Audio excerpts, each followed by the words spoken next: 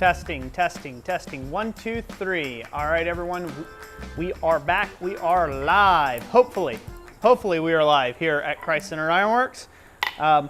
Real quick thing of note, if you are watching this right now, let us know how the stream quality is coming into you. So on our end, we're having a few technical difficulties, and I think it's our internet provider right now is a little overloaded. A bunch of people off early on a Friday night, apparently.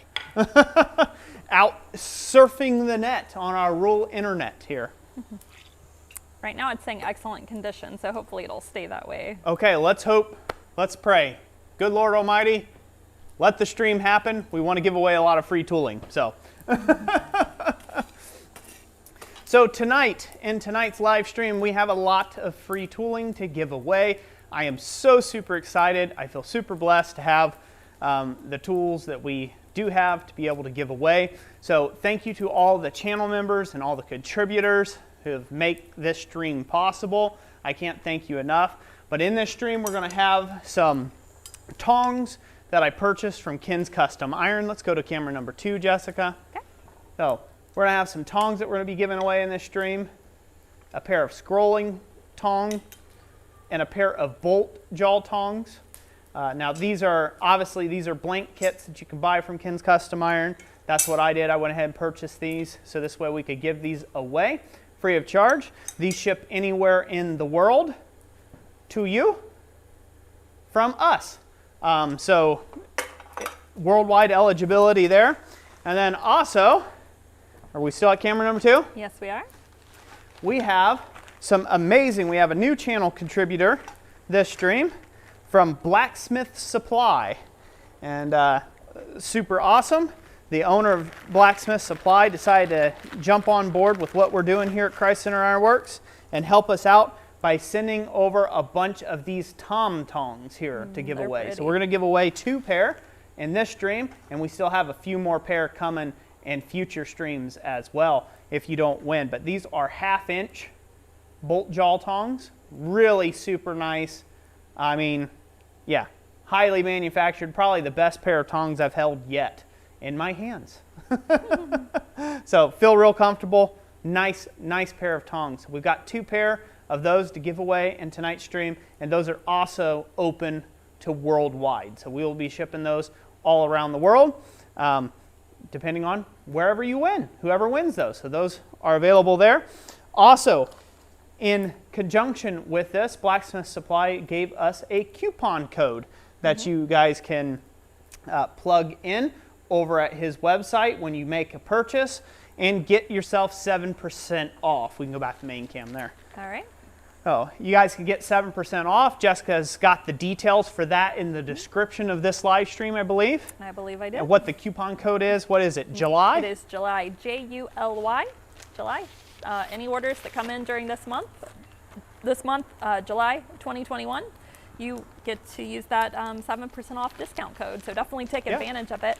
I seen in the comments before we were starting here, Robert Launis and a couple other people were talking about their experience, and they had really good experiences with Blacksmith Supply and got quick turnaround on their shipping and their orders. So awesome.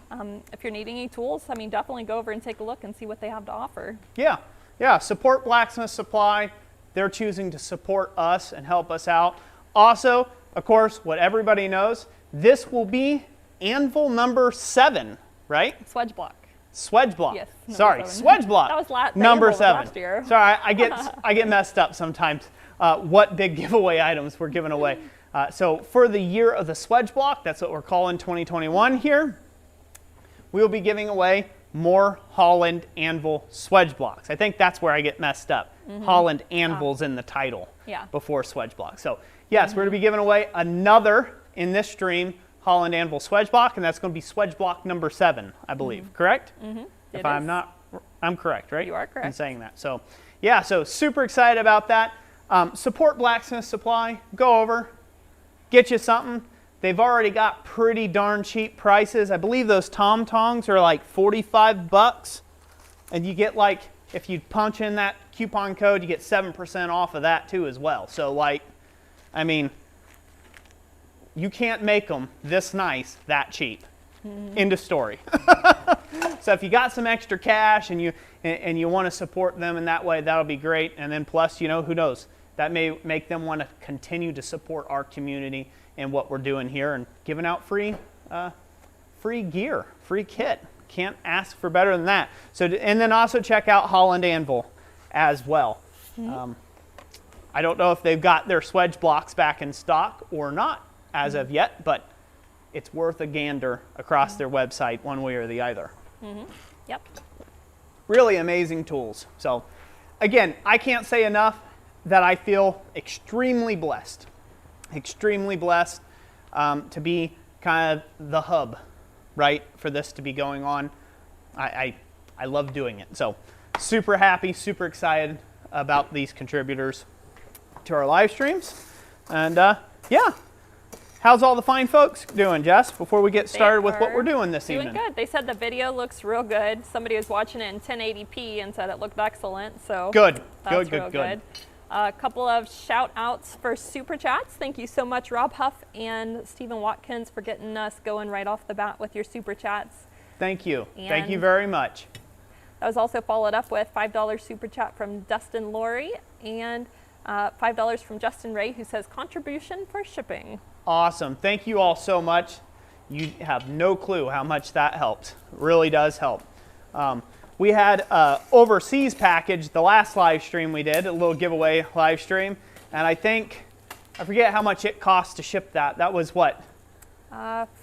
It was dang near 50 bucks, wasn't it? $40 to $50 somewhere in that range. To ship overseas. So, and that was a small package. That wasn't even anything big, right? And so, again, thank you all who contribute in that way. You guys do make that possible and help us out with the shipping. So everybody who contributes is just as big of part of this whole thing as we are. So thank you, thank you, thank you. All right, tonight's project. Yes, here we are. Tonight's project, I didn't draw it. I was busy shooting YouTube videos today to try to get up a bunch of content made up for the upcoming weeks and such. So I'll just tell you about it. We're going to be making a viney, best way I can describe it is a viney pot rack.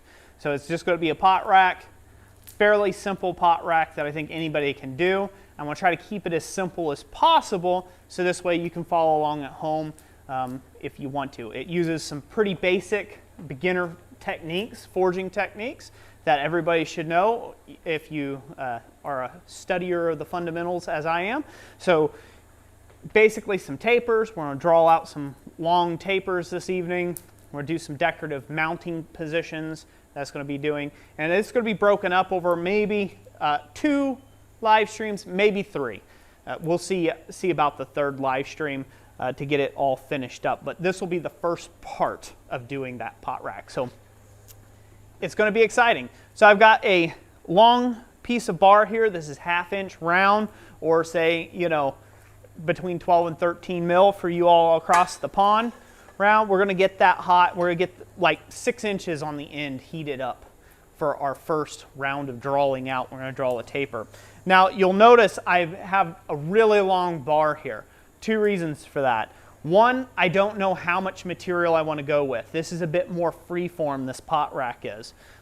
I only have one requirement or specific requirement that I need this to be in, and that is 16 inches between centers on, you know, your standard studs, your wall studs. That's what it is here in the US. Your standard wall studding configuration is 16 inches on centers for the mounting point. So that's the only metric I really care about. If you're making a fairly large pot rack, you want to make a pot rack that it'll go out and be, say, 32 inches, so it can pick up 2 studs, and then the center part can pick up a stud in the middle, if you will. So that's something to keep in mind if you're making pot racks to hang on a wall, because they're going to be taking a lot of weight from pots and pans hanging on them when they're side mounted, and they need that extra stability by finding studs. Preferably at least 2 studs would be good.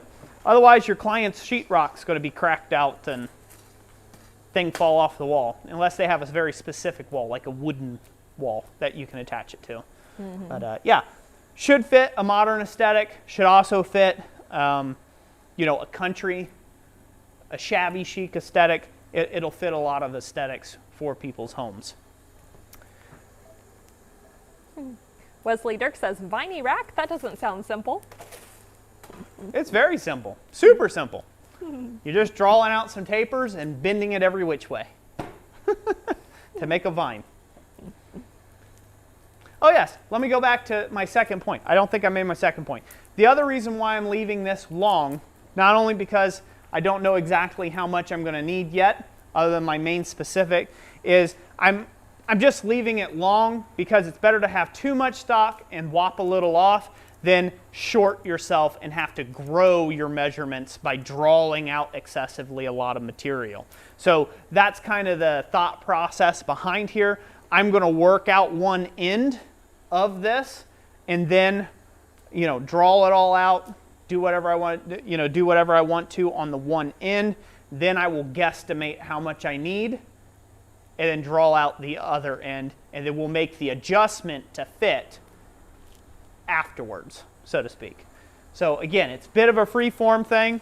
You don't have to have real specific measurements when you're working with vines. You just curl it more. Wad it up more on the end if it's not quite where you need it to be. So, questions, Jess? Comments, yes, complaints, concerns? Zika has sent a 10 HRK super chat and says, I'm going to try to pronounce this right. Can you make a Tuhati racing style axe? A what? Tuhati racing style axe. Racing style axe. I'm not really an axe maker. I probably could, but axes are not my forte. So, great question, though. I've made hatchets before. I've made tomahawks before. I haven't made any axes before. They're just larger tomahawks and hatchets. And yeah, so I could probably, with my equipment and everything, I could manage making an axe or fuddle my way through making an axe, as it were. But you kind of have to be more specialized to do that. All right, this is good and hot. Okay. Let's go to the anvil. All right. I'm going to go to the horn of the anvil first to draw my tip, my 1/2 inch bar stock down.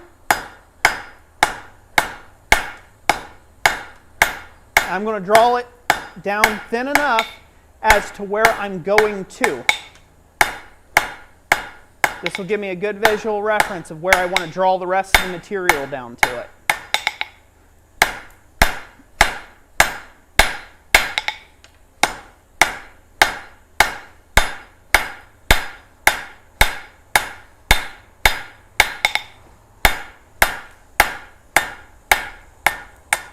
The thinner you can draw this out, the more viney this is going to end up looking.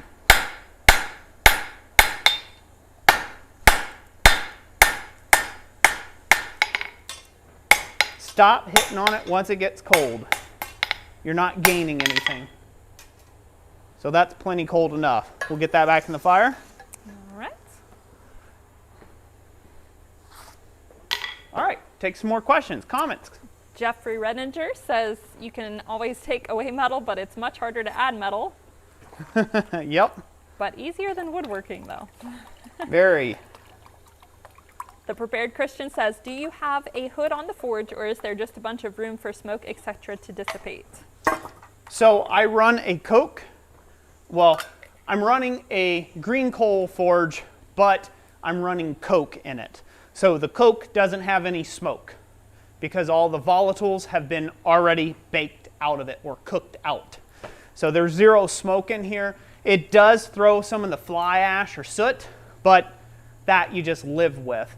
I do not have a hood. Eventually, I will be building a forge, a stone hearth here in place of this forge, and it will have a proper hood and ventilation system, the whole 9 yards for it. That way I can get green coal. Sometimes it's nicer to burn green coal than it is to burn the coke. The coke is great for certain purposes, but then I always find myself gravitating back to green coal from time to time, just because that's what I cut my teeth on as a blacksmith to begin with for 8-9 years prior to coming up here and living, so 8 years at least. 9. It's 9 years. Been 9 years. Yep. About 9 years. I had nothing but a coal forge and a gas forge. So, but yeah, no hood because not needed. Rob Huff says they're in Goshen. They just got 3.5 tons from Ironton, Ohio, of coke. So that'll come in handy in the October class. Yep. Yep. Rob, tell Jamie he's gonna need it. It's gonna be hot in there. Yeah. Nicholas McIntyre says, what steel do you recommend for making a hot punch, and is spring steel okay? Spring steel is almost perfect. It's beautiful for making a hot punch. I know a lot of people like to use like 4140 for things of that nature. You really just want something that's going to be able to be very tough.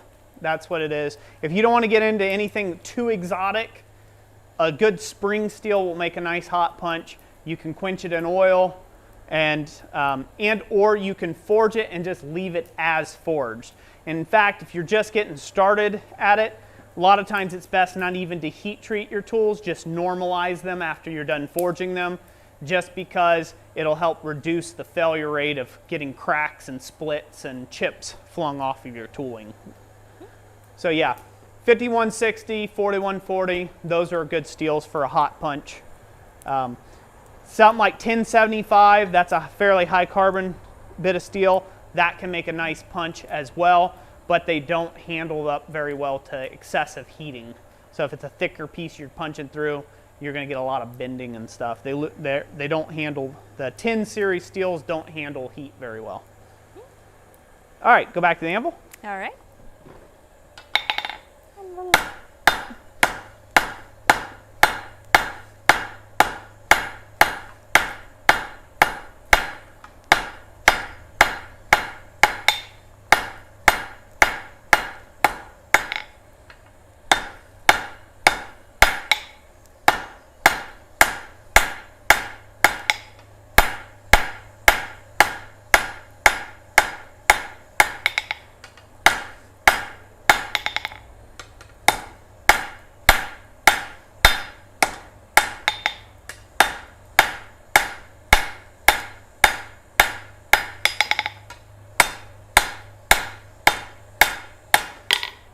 So just like with anything, we always draw out square, then we'll take it to octagon and then round. But I've got about a 6-inch taper there. The width of my face is 6 inches. So that's a 6-inch long taper. Now I can use that and say, okay, that's all I need, and I can duplicate that on the other end when I'm ready to do so. And use that as basically a rule of thumb for the rest of my forging. Okay, my vines go 6 inches, and that'll allow me to do this much with it, and that'll give me some regularity to the project. Now when I turn it into square, when I turn it into octagon and round, it's going to grow a little bit more than 6 inches. But if you keep that in mind, that that's your starting metric each time, when you do that on the other end, it'll grow the same. So because you're only displacing the material, and it will have, since it's on the same bar, it will have the same amount of displacement no matter what you do, if you're doing 6 inches on one end versus 6 inches on the other. 3 a.m. Forge says, Roy, if I can fumble my way through making a few war hammers and axes and even a spike hawk, then you would turn out a masterpiece. Well, I don't know about no masterpiece. But I appreciate your faith in me. Tim O'Connor, thank you for the $5 super chat. Thank you very much, Tim. Ron Sage also sends $20, says just a little shipping help. Very awesome. Thank you so much. G. Taylor, thank you for the $10 super chat. It says, for shipping, coffee, snacks, whatever helps, smiley face. Awesome. Thank you all so much. Greatly appreciate that. Hats off to you. All right. Back to the anvil. All right. All right. I'm going to go ahead and take off the corners, but I'm going to do it on the horn of the anvil. Again, that's going to stretch things out. This is a very aggressive way of taking off your corners, but it's very effective as well when you're making vines. All right, now I'll go to the flat of the anvil and I'll start rounding this up.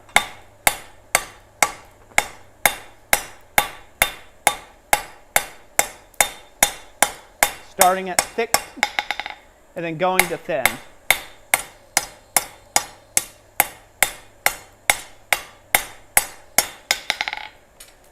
I'll need to get this hot again to work down towards the tip.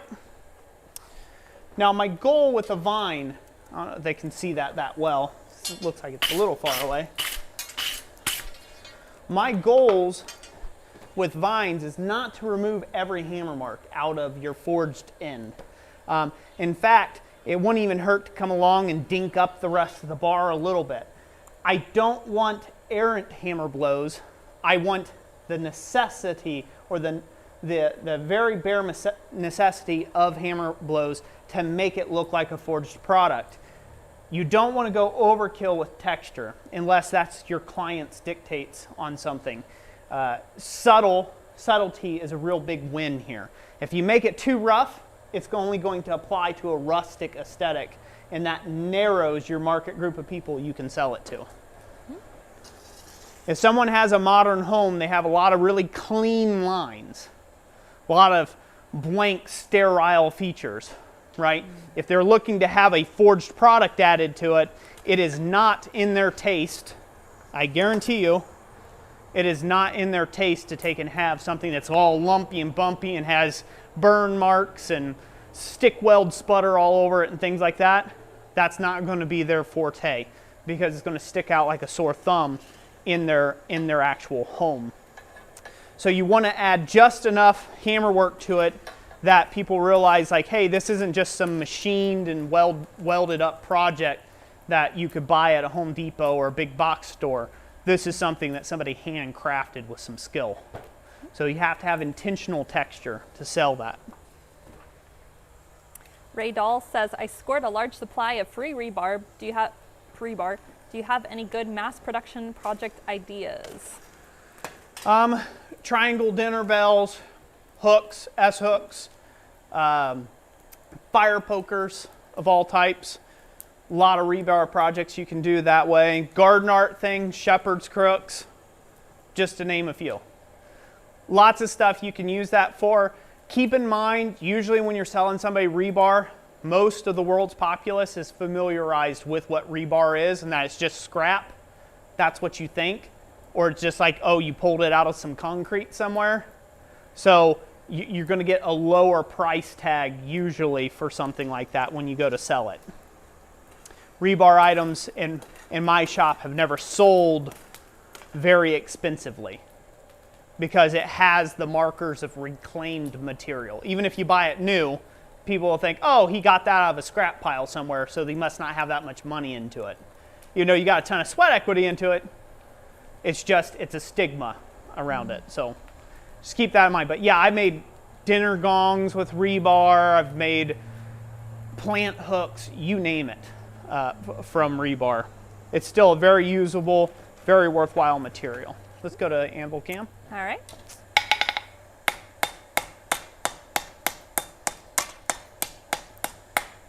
Next question. Let's see, we have a comment from McMurray Hand Forged, who says, H13 has never given me any issues as a struck tool, handheld especially. What kills them is when people cool them in water too frequently and allow the structure to get super crystallized. Ooh, so the good old argument of H13, huh, as a struck tool. So I've looked that up. There was a big debate going along. And by the way, McMurray Hand Forged, thanks for being here. Glad to see somebody from Instagram over here watching the YouTube. If you guys haven't checked out their skillet products, you should. Pretty neat people. So anyways, enough of me shilling. By the way, I get nothing. Hashtag not a sponsor. There was a great debate a little while ago about H13 on whether it can be used under a hammer. Like in the case of power hammers or hand hammers, if you can make tooling out of it, handheld tooling, stuff that you can make punches and drifts and whatnots out of it to be used under a power hammer. And the main crux of the argument was that H13 is not spec'd to be a impact resistant tool steel. It has high compression and high heat resistance. It does not have very high impact resistance. At least that's what I've been told. All the literature I can find on it in my heat treat books don't say anything about its abilities, whether it don't say it one way or the other, whether it can be used for impact or not. Now, with that being said, I have made myself an H13 hot cut. You want to go to camera number 2? Uh-huh. So I have an H13 slitter here that I have been using for over a year now. And I have no cracks, no deformation whatsoever, but this is being used by hand like this at the anvil and only when I need to split things and stuff like that. Holds up really well, still has its original edge on it that I ground, so it holds up super well. I will say this, it dents up your hammer faces, so you can only use soft face hammers with it when you're striking it because that end is really ridiculously hard. And so I think that's where you may want to rethink some of the tooling if you're going to use H13, say under a power hammer, and that tool steel is harder than what your power hammer dies are. Generally, it's seen as a bad thing to whack 2 hammer faces together, right? Same thing would be 2 hardened pieces of steel. Just keep whacking them together. Eventually, you're going to cause a failure. Now, where they really excel, H13, is under presses. If you put it under a press, yeah, for punching holes and hammer eyes and drifts and things like that, beautiful steel for that. But you may have to watch it when you put it under a power hammer and things of that nature. Now, I have not done enough studying in my own shop. I've got a good supply of H13. I've made many tools out of it. And as far as I'm concerned, the jury's still out until I either have one explode on me, like crack in half, or like it never does over a decade. And for me, that'll be my conclusive result. I'll have my result there. But yeah, the biggest thing I can tell people is if you are unsure about a steel and you really don't know, better safe than sorry. Find somebody who does know, and I'm talking a metallurgist, not an internet guru, but a metallurgist. Find a metallurgist and ask them. Get on some metallurgy forum and ask. Do your own due diligence when it comes to stuff. Don't take anybody's word as gospel. So somebody might say, I've used H13 for 50 years and never had a problem. They may have been lucky for 50 years. And then you can have somebody else said, I used H13 the other day and I blew off a chunk and it hit me in the chest and, took off a nipple. Right? That guy's story, he might be living his own truth there, just like the guy who's lasted 50 years. What were their heat treatments? Could they heat treat it properly? Did they have the right kiln? Did they have the right quenchant media? Did they do the heat treatment properly for their purpose? You don't know these things. So as a beginner or as somebody who's just getting into using steel for the first time and doing heat treating, you need to do more fact finding and less just gravitating one way or the other. Usually if you use like 10 series steels or simple carbons, like 1045, a 1075, something like that, don't go much higher than that, like use that for your basic tools and some of your basic spring steel material. Those are fairly safe, and there's widely published heat treating guides for those type steels that you can do in your home forge. And so if you're just getting started at it, I would stray away from high alloys. Myself. Tim O'Connor says language. What's that? Tim O'Connor says language. Was it the nipple? Was that the problem?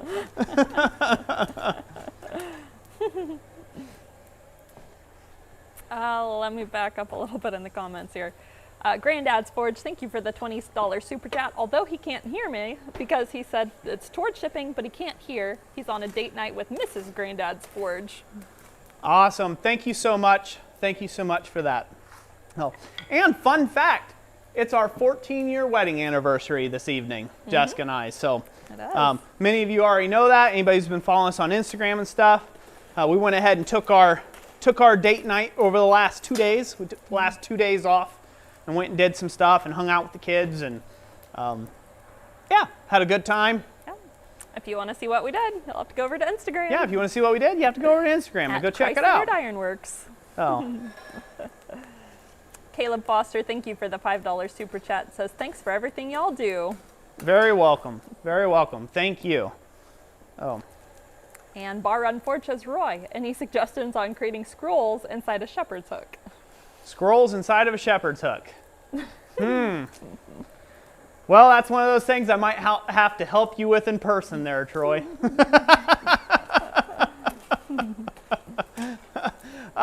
But honestly, like scrolls inside a shepherd's crook, my piece of advice for that is make sure that your flow is correct. It's pretty common. Scroll work is about design. It's all design work. And you're designing for negative space with scroll work, generally speaking. And so scrolls need to have flow to them. So if you've got a shepherd's crook that's got an arc to it, I got to watch my steel here, I don't burn up. If you got a shepherd's crook that's got an arc to it, putting in a C scroll that goes opposite of that arc is going to look weird. Putting in a C scroll in the correct orientation where it follows that arc is going to look better because it has a flow to it. It has a natural flow to it. So just be mindful of that when you actually build out stuff. C scrolls look better than S scrolls in a shepherd's crook. Unless it's a C scroll with extra scrolls on the end. You can get away with that. That look like an S hook, S scroll. That's my advice. It's my advice and I'm sticking to it. Thank you all for the anniversary wishes, by the way. Thank you all very, very much. So, Wesley Dirk says condolences about the anniversary, laughy face. To her or to me? Oh. All right, let's go to the anvil cam, Jess. All right.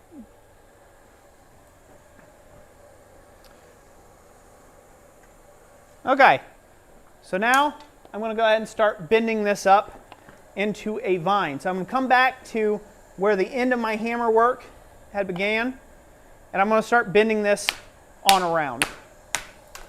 So that's going to be probably 8-9 inches or so of material.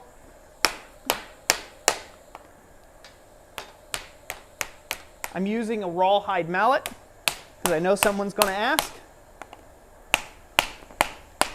And you'll be amazed, don't short yourself on material here because you'll be amazed at how much, literally how much material this thing will suck up. A vine will suck up a ton of material.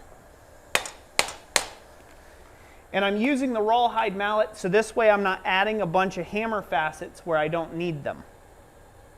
So that's the reason for the rawhide mallet. So that looks pretty good. I'm going to stick that back in the fire. Get it hot.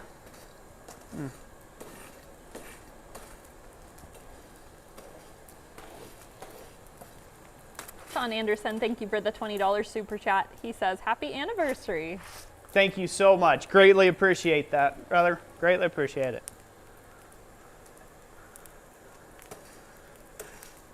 So back on the subject of steel for a minute, because I know while I was ranting on about that, there might have been additional comments and commentary that came in. My general approach to anything is test, test, test, test. Make a test piece. Make a test sampling and tooling before you go through the whole enchilada, right? You'll find that most tool steels have a variety. They have a range of not only achievable hardness, but achievable characteristics that can be achieved by proper heat treatment, right? So they usually have a range. Some steels have a very narrow range of what they can do, and then other steels have a very broad application base that they can be used for. And so it really pays off to do the research on the material that you're trying to get into. So if you're trying to make power hammer tooling to go under a power hammer, it might make more sense to make it out of S7, which is an impact resistant steel, versus an H13, right?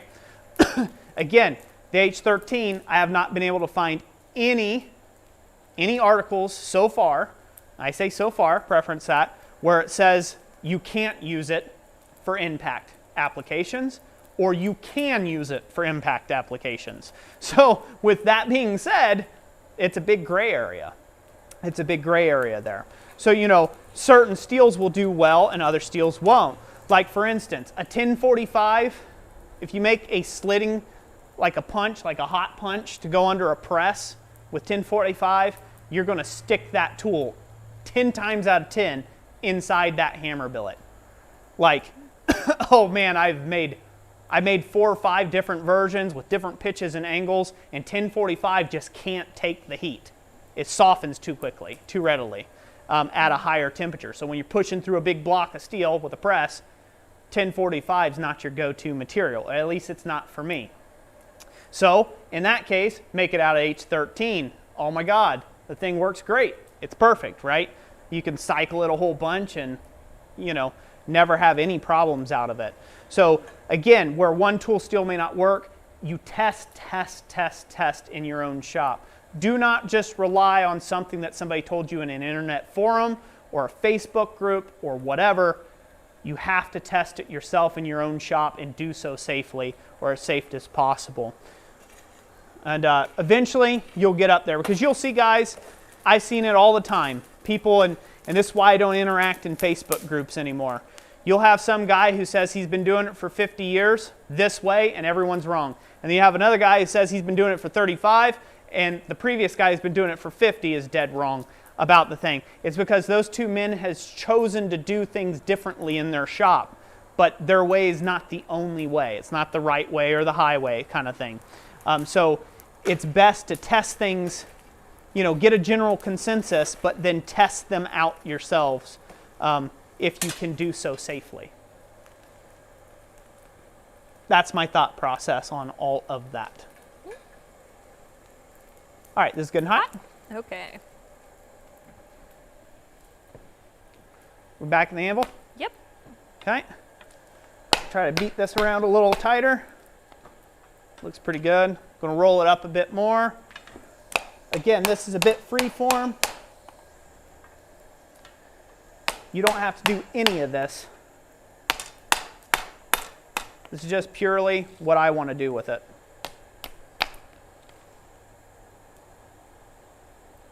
All right. Break out a bending fork, just because it'll be convenient. Pull that up nice and tight.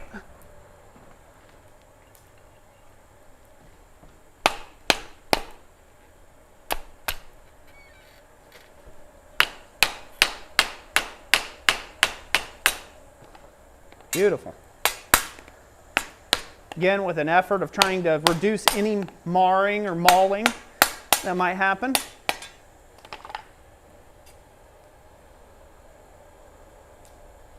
And again, this is a vine, so there's not really a right way or a wrong way to do this vine. Think of a vine in nature, how it kind of flows, or if it lays on something, how a vine might flow onto a piece. That's kind of what you want to look for with organic blacksmithing, especially when you're doing vines. You want them to have a nice flow.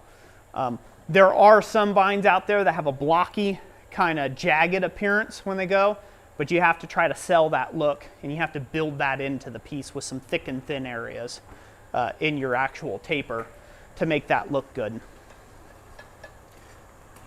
Robert Lannis says, I'm loving this project. It feels like one of your old school lessons. Yeah. Speaking of old school lessons, I've got some coming for YouTube. I'm finally getting back to being able to do some actual video work, so I'm really looking forward to doing that. For those of you who haven't seen, I have been doing video work. I've been doing fly press stuff. Not really any tutorial type things, but I am getting back to doing some tutorials. I just finished, well, I haven't finished it yet. I'll be finishing it hopefully sometime next week, along with a bunch of other videos, making this garden hose hook for the outside of my house. And so I've got a tutorial on that that'll be coming out, and I'll have some other basic, more beginner project type things, doing some tutorials out there. So hopefully everybody will give them a watch. YouTube's not serving me to a whole lot of people these days, so I'm lucky if I get 1,000 people in a week on my videos, so, which is extremely low for a channel my size, by the way. Ron Sage says, what hammer should a beginner like me pick up? I say you can't go wrong with a 1 3/4 pound to 2 pound hammer. Cross peen, those are my favorite. Those are my favorite recommendations.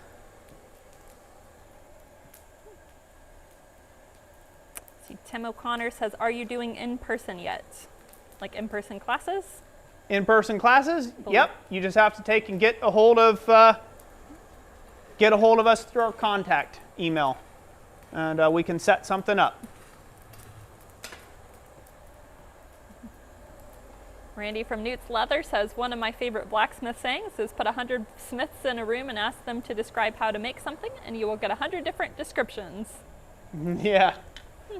I think it's more like 1,000 different descriptions of doing the same thing. Each person has 10 ways. Probably. All right, let's go to the anvil. All right. McMurray Handforge said, YouTube isn't the only one, Roy. All social media is throttled way back for all of us. Probably just the time of year, people being outdoors more. Well, I'm glad I'm not the only, I'm glad, unfortunately, I don't know if I should say that. I'm glad I'm not the only one feeling the crunch, I guess. It's a shared experience. Yeah.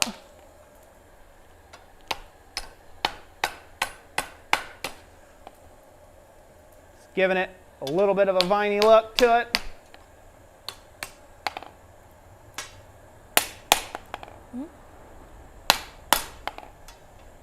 Might give that a bit of a reverse bend here yet. Start seeing how that looks. Now, I will say this. I've been doing this for quite a while, decade plus in smithing. I do make this look fairly simple. It is fairly simple, but there's a lot of things at play here. There's a lot of play on negative space. And I have an idea or a concept for how I'm going to finish the rest of this piece. So even though this is somewhat, I say it's free form, and it is somewhat random, it's not all at the same token, right? It is free form, it is random, but at the same token, it is not free form and it is not random. There's a lot of years of experience of watching how this is working and shaping it into a way that has a nice flow to it. This takes a little bit of time to develop an eye for this. So if you go to make this a vine and it doesn't look very viney, make another one, make another one, make another one. It's something that you do have to practice. Just like not using a hard face hammer to whack this vine around will change the look if you use a soft face hammer.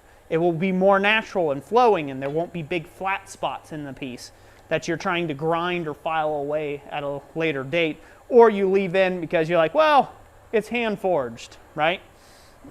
So there's a lot going on there in a fairly simple detail, and so it's yeah, it's deceptively simple. It's very deceptive in nature. Yamez, thank you for the mustache super sticker. Hey, thank you, Yamez. Greatly appreciate you, brother. He says he's busy preparing for tomorrow's demonstration. Awesome, awesome. We've got a lot of those going on this year, Yamez. Good for you. Yeah. Go, Yamez, go. Redbeard Sports, he says, haha, I just started working on a water hose holder last weekend, so I guess I'll see how bad I messed up. Laughy face. Who's that? Redbeard's Ford. Oh, yeah? Mm-hmm. You're probably going to do way better than me. Mine's just kind of on the quick. So I've got about 30 minutes into the project so far. So we'll have to see how it turns out. Still a lot of room for it to go wrong. So after I finish this vine detail, we're going to give some things away. I just want to let everybody know that. So yeah, you can have your finger button, your fingers, clicker fingers. They can start stretching ready the to type, fingers. stretch them, stretch. We don't want you to cramp up. We'll give some things away after I finish this little scroll, this little vine end here. Let's go back to the anvil, Jess. Okay. Okay. So I'm going to back roll that a little bit, just because I think it needs it. Just tighten that up.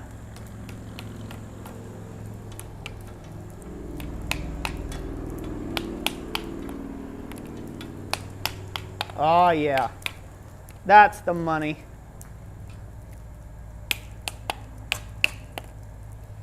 This, I'm going to give it a little bit of forward, a little back curve, little curve there. So when this contacts the wall, I want it to kind of come in and out of the wall. So I don't want it to lay just perfectly flat. I'm not trying to iron this out flat. I want it to be three-dimensional. I want it to be pronounced and have shadow areas underneath the actual piece itself. All right, that vine end is done. The vine portion of it. Let me brush it down really good and give it this sheen so you guys can see how this is going to end up looking. It's going to look marvelous on somebody's wall. Mm-hmm.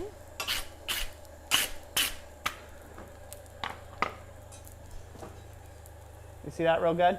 Yeah, that looks good. See how a little extra kick at the end? Mm-hmm. Makes it look less sterile, Yep. more viney. Looks real good. Yeah. So I think this is actually going to sit like this on the wall, but I'm not 1,000% on that just yet. I'll probably set it like that on the wall, but then again, I'm not opposed to that being up either. So I'll just have to see how it plays out here in a minute. Before we move on to the next part of this process, let's give some stuff away, shall we? Let's do that. Joshua Riveris, we are about to explain how the giveaway works. Yeah. So the way the giveaway works, it's real simple here. You have to be here. You have to be actively chatting because we're going to pick a name at random from the commenters list in the chat. So we might say a special phrase. That way we can keep our head straight about what it is, right? Mm-hmm. And we may say a special catchphrase. Sometimes we don't. We just say, just put in a chat, and that's it. That's your entry. You can chat as much as you like. If you spam, YouTube will end up spam blocking you sometimes on that. So if you're just like Bob, Bob, Bob, Bob, Bob, and you can sit there and go like 1,000 miles an hour, it'll kick you out. So be cautious of doing that because you might miss out on your chance to win. So what do we want to give away first? That's a good question. I think a really hot item to give away is a pair of these Tongs. All right. Provided to us by Blacksmith Supply. These were given to us by Blacksmith Supply completely free of charge. For the giveaway live streams, we're going to be giving away 2 pair of these this evening. And we also have a bunch others that they gave us. They gave us a slew of them, so that'll help fund the next couple giveaway live streams. We'll have some more to give away in future live streams if you don't win tonight. Any of the small items we're giving away tonight are open internationally, so anybody in the world can win. The only thing that's not available is the Holland anvil Swedge block. That is only available to the United States of America and Puerto Rico. Yeah, that's correct. Something like that, right? Mm-hmm. You're correct. Jessica has You got everything it. explained in detail in the description down below if you're confused. Mm-hmm. Now, before we draw for this, I have one pet peeve, and I have got to put it out there. This has kind of been, it chaps me just a little bit every time it happens. If you win, it is your job to contact us within 24 hours, period. Don't wait 2 weeks. Don't wait 72 hours, 24 hours. You need to get in touch with us because we like to have everything shipped by Monday, the following Monday.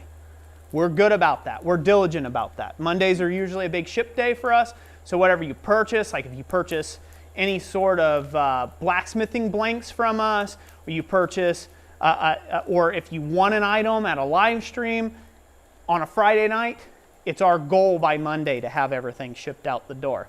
So if you win, do everybody a favor and contact us right away. We will get with you sometime during the weekend and confirm with you. If you haven't received a confirmation from us, that means your message didn't go through. You need to confirm with us your address, that you're 18 years of age or older, or you have a legal guardian speaking for you, or whatever. You need to follow the rules and be prompt. So it's not fair that someone else misses out and then you never claim your prize. We have 2 giveaway items right now sitting on the shelf that we're probably going to give away. Now, we might even give them away tonight. We'll see how the night goes. That no one ever claimed. Never claimed their items. So they robbed somebody else of that opportunity of having something free shipped to them because they never claimed their item. So if you're not interested in getting in on the giveaway, then say, hey, give it to somebody else, or do the honorable thing and get with us and let us know. So this way we can give the item away to somebody else who does want it and or deserves it and needs it. Okay? Good. Enough of me talking to you like a dad. Time to have fun. I'm sure their fingers are bleeding now, aren't they? They probably are, yeah. Are they getting chafed? Let's go to camera 2. Okay. Just want to show off the tongs. Again, thank you Blacksmith Supply for sending us these to be able to give away in the stream. I greatly appreciate it, and supplying us with all this cool tooling to help out the blacksmithing community. Can't thank you enough. All right, we're going to draw for them. Ready? Ready. So as soon as my hammer's done ringing, Jessica's going to pick some random person that's been commenting. And we won't make this one a catchphrase, but the next one will be. Ready, set, go.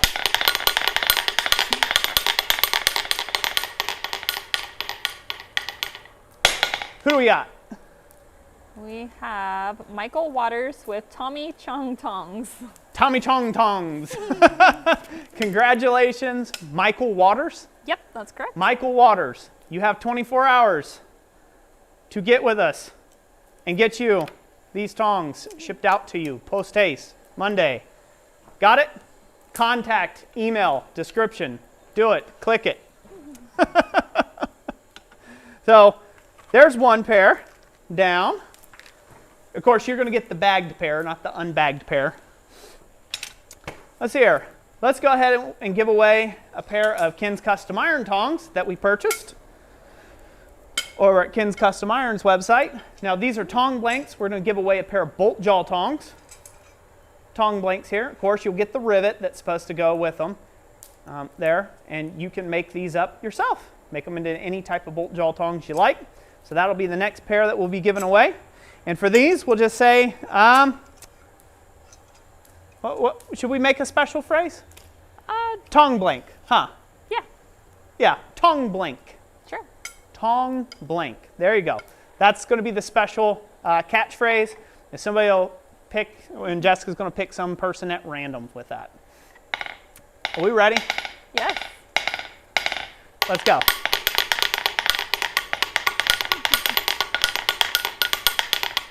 Are their fingers chafing? They are. Are they commenting the right phrase? No. Yep. Who do we have?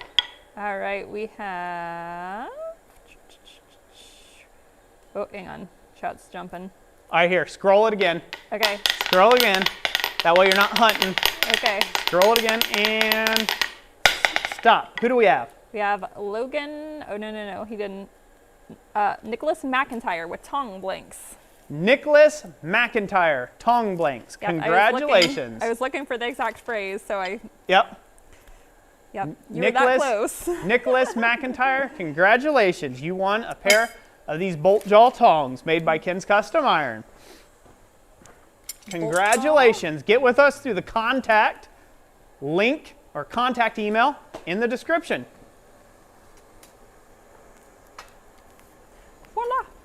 And anybody who didn't win Tom Tongs, if you wanted them, we're giving away one other pair this evening.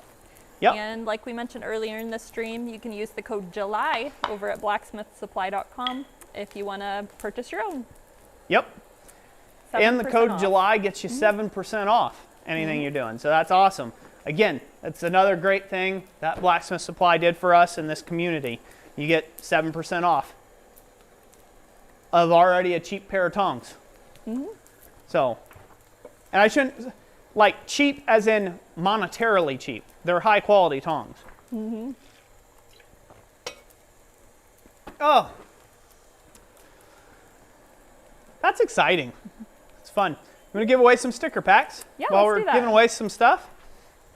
And I'm resting, having a little bit of respite. If it's a brick. A little respite. Your piece Let's is go to burning up, right? camera number 2. Nope, piece is sitting on the side of the fire. Okay. All right, so we're going to give away the illustrious Year of the Swedge block sticker pack. It comes with our Christ Center Ironworks sticker, an anvil sticker, and a Year of the Swedge block sticker in the sticker pack. So we'll send these out to you. We're going to give away 3 of them this time around for this go. And same thing, just say sticker me please if you want to get in on the sticker. Do we want to be that specific thing, or just like sticker somewhere in there? I have to hunt a lot harder if it's an exact phrase. Oh, it has to, okay, your phrase has got to include the word sticker. There, Jessica's making it difficult on me. I'm making it difficult. Your phrase has to include the word sticker if you want to get in on the sticker pack giveaway here. Ready? Okay. Set? Go. Who's the random winner, Jess? Jeffrey Redinger says stickers. Jeffrey Redinger, congratulations. You got yourself a sticker pack there. Get with us through the contact email down in the description. We'll get it shipped out to you. You good? Yep. Let's draw another one. All right, let's draw another one. 3, 2, 1, go.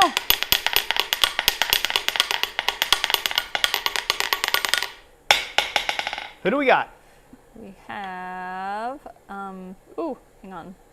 Chat's like going crazy. Stop moving. I'm sorry. Let's see. Mitchell Edwards with sticker. Mitchell Edwards. Congratulations. Sticker. Guys were commenting so fast, like I couldn't make it stop. Get with us in the contact email down below. Let's draw for the third, eh? All right.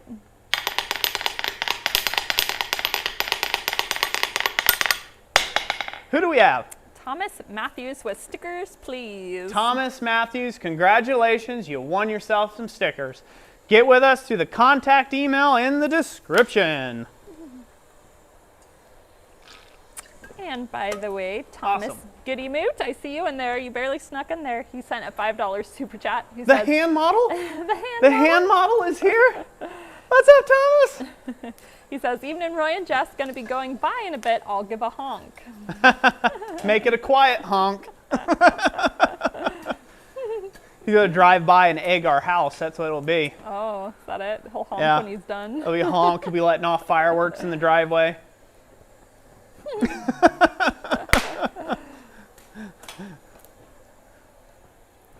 Yep, congratulations, winners. I'll read those again so far. Who's won? Nicholas McIntyre, Michael Waters, Jeffrey Redinger, Mitchell Edwards, and Thomas Matthews. So the way to contact us will be down in the description below. Yep, you all are winners, so get with us. Please. You have 24 hours. Oh. Yeah, I don't like being negative on any of my videos or streams if I can help it. But that's a pet peeve of mine. If I'm giving you something for free, the least you can do, very least you can do, is get with me in a timely manner. Right. right? Mm-hmm. That was so bright, it was like you're shining a flashlight at me. It's very hot on the knuckles. I bet. Thomas sent a $5 super chat. He said, oh, it's going to be loud. It's going to be an air horn. He must be in the big dump truck then.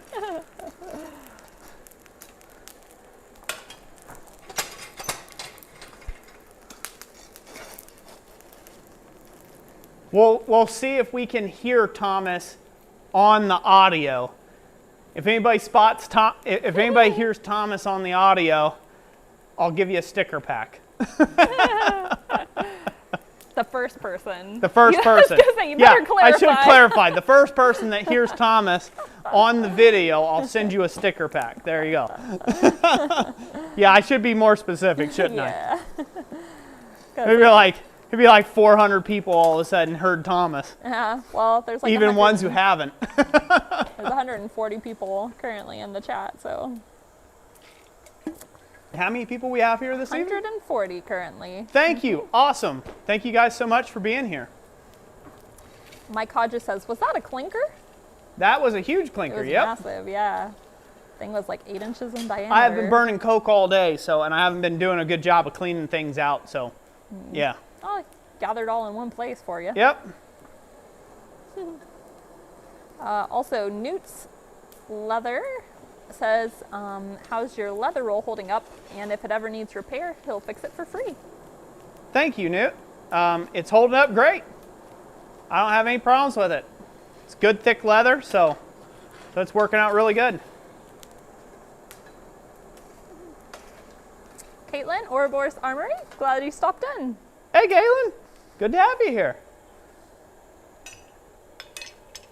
All right. So I've got some tools, some switching of tools around here. So we have to have a place that this actually mounts clearly to the wall, right? And I have to decide how I want to do that. And the way that I've decided to do that is basically using a bob punch or a round punch, if you will. And if you go to camera number 2, Jess, we'll show that off real quick. All right. So I'm basically using a ball punch on the end. Some manufacturers call these bob punches. Some of them will call, again, just a ball punch of some kind. And I'm going to make a depression where the actual hardware will go to secure it to the wall. So I'll make a divot, if you will, in the actual round bar. This is a pretty impressive look. I've always liked it. If it's done right and if you get it centered on the round bar, it actually ends up looking pretty darn swell. So that's what I'm going to try to do. I'm going to basically use this to put some depression. So there he goes. Oh, you were supposed to say it. Oh, darn. Wasn't supposed to say it. Say what? There's 2 people who said it preemptively, so now we'll see. Be on the lookout for the person who says it now. I'm looking. It scared me. That's why I said it. It was like, oh, yeah. See, Heath French says, Thomas is here in the stream and Roy and Jess mentioned his name. So I don't think he wasn't directly saying he heard him honk, so we're waiting.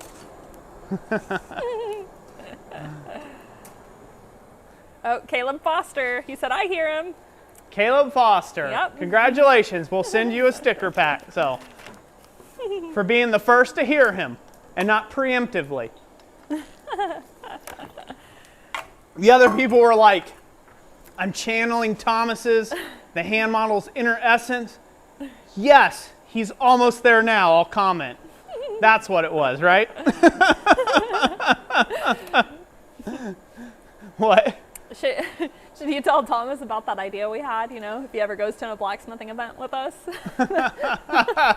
No, I haven't told him that yet. Okay. That would be funny, though. Oh. Anyways, we're waiting on this to get heated up here. Mm-hmm. Any other comments, questions I can answer, Jess, while this is getting heated up? Let's see. Sean Anderson, that was loud. Did you hear it all the way down the road, Sean? No questions yet. All right. If you guys have any. Oh, Karst Thompson, I came in late. What are we making? We are making a viney pot rack. Oh, I forgot your name. Somebody was here earlier from Germany. If you're still here, you can bring up your comment again. They're asking if that was a German anvil. Yes, it is. It's a North German Pettinghaus. Very old. All right, waiting for the heat. Waiting for the heat to get into it. Had a little fire maintenance I had to do there. Mike Hodges says, actually, my hearing aids picked it up before it came over the speakers. He's got those things cranked to, 11. Harold Hodgkinson says, wow, I heard him in Texas. Well, there you go, Thomas. If you're still listening as you drive, they heard you all the way clear down in Texas. Wouldn't you know it? Anthony Cook says, keep up the good work, guys. Good day from Australia. Hey, good day. Thank you. I should say good morning to you all the way clear there on the other side of the pond, bottom side. I don't know where you're at. I was never good at geography. Wesley Dirks asks, so we have to comment repetitively a catchphrase to win. Technically, you only have to comment once, and it has to have the keyword we're looking for. So one comment is one entry, right? And that might get picked. Jessica just scrolls at random, and wherever the cursor lands, that's who she picks, who has the phrase. So if it lands on somebody who says, I eat boogers, and the person above them says the right phrase, it's the person above them that's going to end up getting win it. Pretty simple. We don't do it's not possible to do random number generators or things like that in a live format. It's just not possible because we'd have to punch in all 140 of you's names. That's just, Jessica's talented. She's not that talented. Nor do we care to be that talented, do we, hun? No. I was like, we're not going through that much effort. We're already spending a hoop load of money to give away things. We're not going to do any extra. Oh, but yeah. So on that note of the giveaway items, I feel very fortunate. I'm going to cackle on here for a minute. We are almost up to 10. 2 more minutes, hopefully. I feel very fortunate that we're in such a place where some of these larger companies like Blacksmith Supply, like Holland Anvil, want to partner with us in what we're doing here at Christ Center Ironworks and trust us enough and have faith in us to send us free items and free tools that we can then ship out around the world, to benefit the blacksmithing community. And so I'm super thankful. I'm super thankful for that. And and that's not no small thing for a company to do, right? Say you just pick some random weirdo on the internet and you say, hey, I'm going to send you a couple $100 or $200-300 of my product for nothing, right? I'm going to just send it to you, and you said you're going to take and put it out there and you're going to give it away to people, right? Things like that. That's a big step for a company to take. And I really hope we can get other blacksmithing companies on board with the same deal, because it works out both ways, right? They get exposure here on the channel, that they get me to shout them out, and they get maybe into potentially new eyeballs that have never heard of them before, right? So they get great exposure that way. And at the same time, everybody who's a part of the channel get the great opportunity to get free tools, or sometimes tools that wouldn't have even been obtainable to them at that point in time. And so far, just about every single Swedge block we've given away, and then last year when we gave away anvils, almost every last single one of them went to somebody who had a need for that specific item right then and there at that time in their life, and wouldn't have had the coin to even be able to pay for it, right? And so that is awesome, and that is something that everybody in the community here, the blacksmithing community, should give each other a pat on the back for. And you got to thank the people that are supporting and contributing to the streams, the companies that are doing this with us, and those people that are doing those crucial super chats, and the channel members. It's a community effort. It's a big community pull to keep this thing going.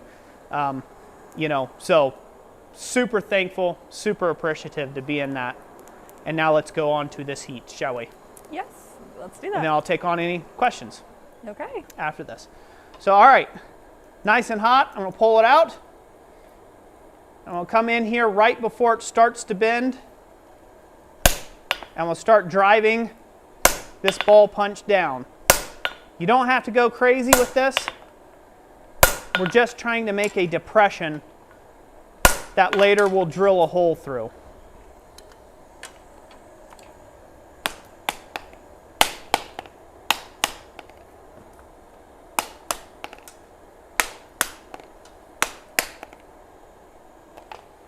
So hopefully they can see that. We'll go ahead and I'll brush it real quick.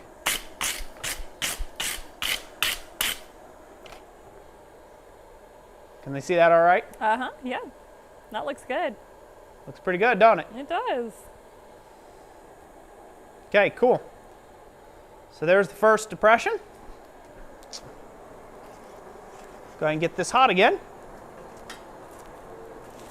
And we'll go into the second depression. Jeff Killian says, your channel is why I chose Holland to purchase my Swedge block. That is awesome. I'm sure Greg and Hobie over at Holland Anvil, I'm sure they're glad to hear that. And also, if you are making a purchase, if you are using a coupon code, right, things like that from these companies, let them know. They usually have a note, you know, put a note into seller. A lot of companies do, to where you can write a note, right? Let them know that you're there because of this channel, right? And because of what they're doing for the blacksmithing community. I'm sure they're, you know, they would love to find that out. PJ says, what YouTubers do you give products to, if any? What YouTubers do I give products to? Like, what type of products? Oh, like our blanks, I guess. Like we've sent a few out randomly to like Yamas and. Yeah, I don't have any specifics on that. I just kind of at random to different people. So John Switzer at Black Bear Forge, he bought some blanks from us from our website, and so we sent him over some blanks, and he did a wonderful skillet making, you know, tutorial on making up one of our skillet blanks. He did that. I've sent some to Yamez at Island Metal Forge. He's the guy with the little smiley mustaches, you know, that you see in here from time to time. Again, another great guy, big contributor to the community. You should go check him out. He did a whole bunch of videos around, you know, making up my blanks. I've sent them to other people that we know who've been long-time subscribers of the channel, and just on the back end, I didn't televise that. They weren't there. I didn't send it so they'd make a video. I just sent it to help them out. You know, stuff like that. We do that all the time. It's just random. Whenever I feel led to do something for somebody, that's when I do it. As far as trying to send stuff around to people to do reviews on and things like that, that's something that Jessica and I, we've talked a lot about, but we haven't gotten around to just yet. It's something that we want to do. Oh, we've got to set it up just right to where it's a reasonable offer. Because ultimately, videos take time. They take people's time to make videos, and we don't want to waste anybody's time at the end of the day. Great question. John Palmer asks, Roy, what do you mainly use Swedge blocks for? What do I use Swedge blocks for? That is a long, long list that I can't possibly go into in the time of this live stream. I've used Swedge blocks predominantly for shaping bowls and vessels over the many, many years I've been doing this. I use all the outside edges of Swedge blocks anytime I need to you know, swedge something to round using a top tool. A whole host of reasons. I use the side depression on my green Monagle swedge block to do straightening of bent items from time to time. I use swedge blocks under the fly press now with bowling dies for bowls. Yeah, all sorts of stuff. Too much to list. Too much to list. Speargrass wants to know if I saw Techromatic's meme video and what I thought. I thought it was hilarious. Yeah. It was like, we need a sequel to that. It was great. Yeah. It was interesting. All right, we ready to go, Anvil? All right, so I'm going to go ahead and put in another mounting point. I'm going to do it up here in the curve.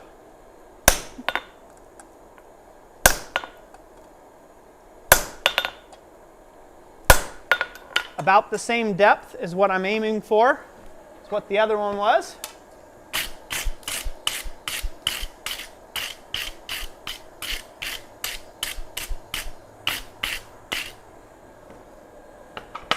And this is going to do a couple things for us.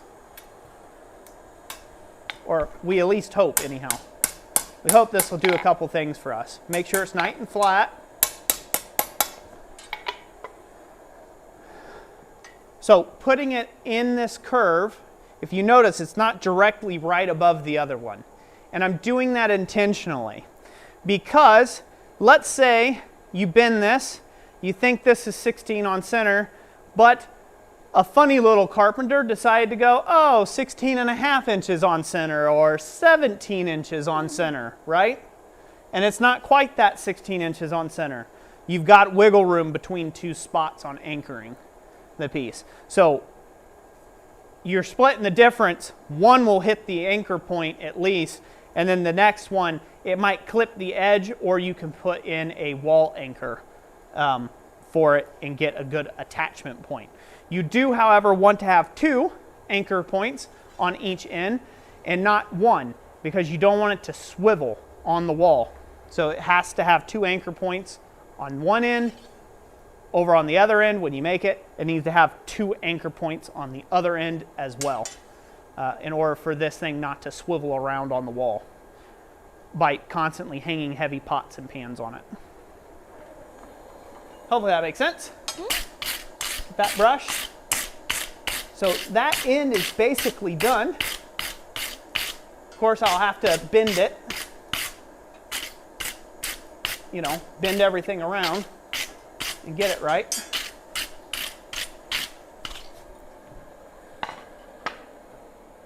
That looks pretty good, don't you think? Mm-hmm. Don't everybody think? Yeah, it does look good. Pretty good? Mm-hmm. Sweetness.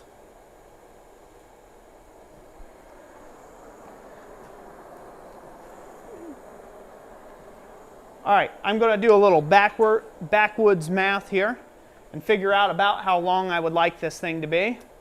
And then I'm going to chop it off. Okay. This is where experience comes in, and just playing around with real basic numbers. We'll go here. 16 inches on centers.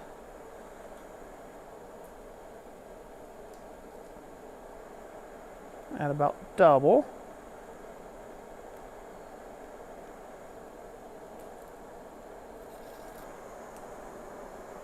Double to that. And go ahead and add me 4 extra inches of material there. That should end about right.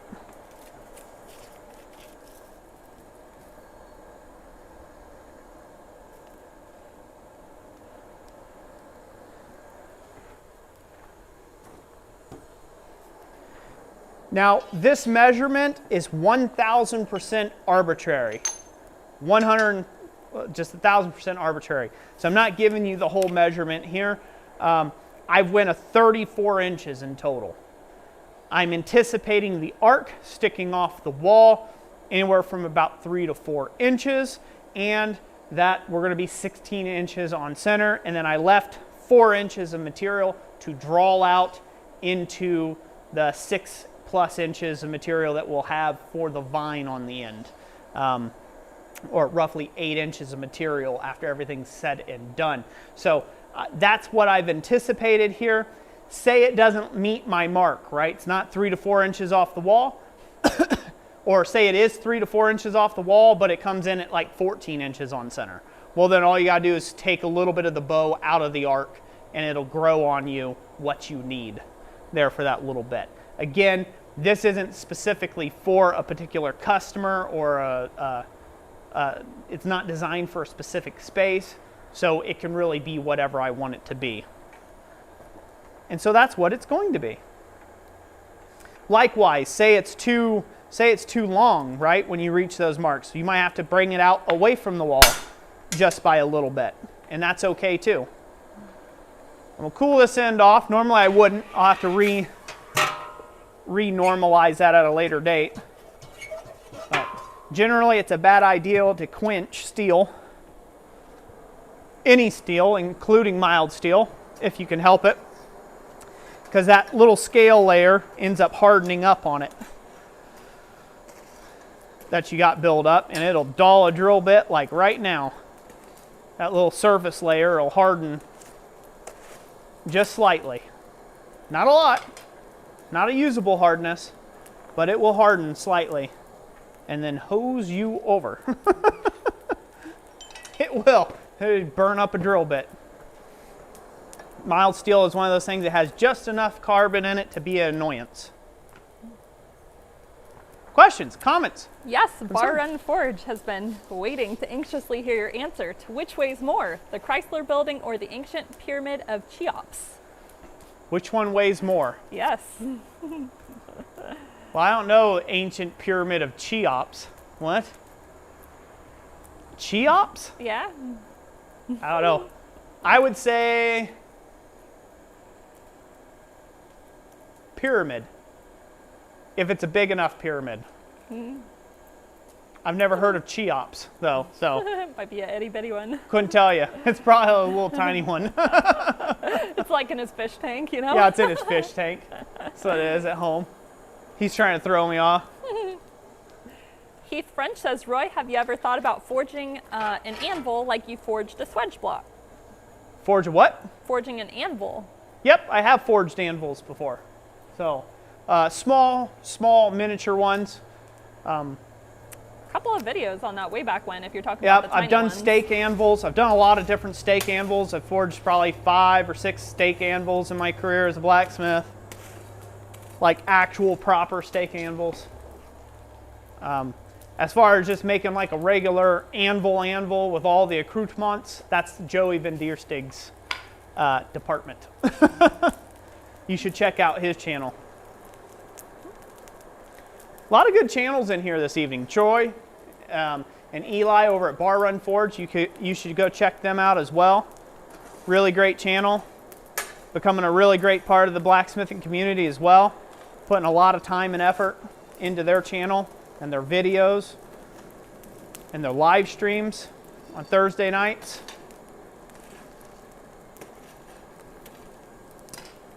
Definitely go give them a gander. Brittany Hammer Forge says, hello friends, I haven't seen you for a while, I've been busy. Brittany Hammer Forge, hello, hello friend.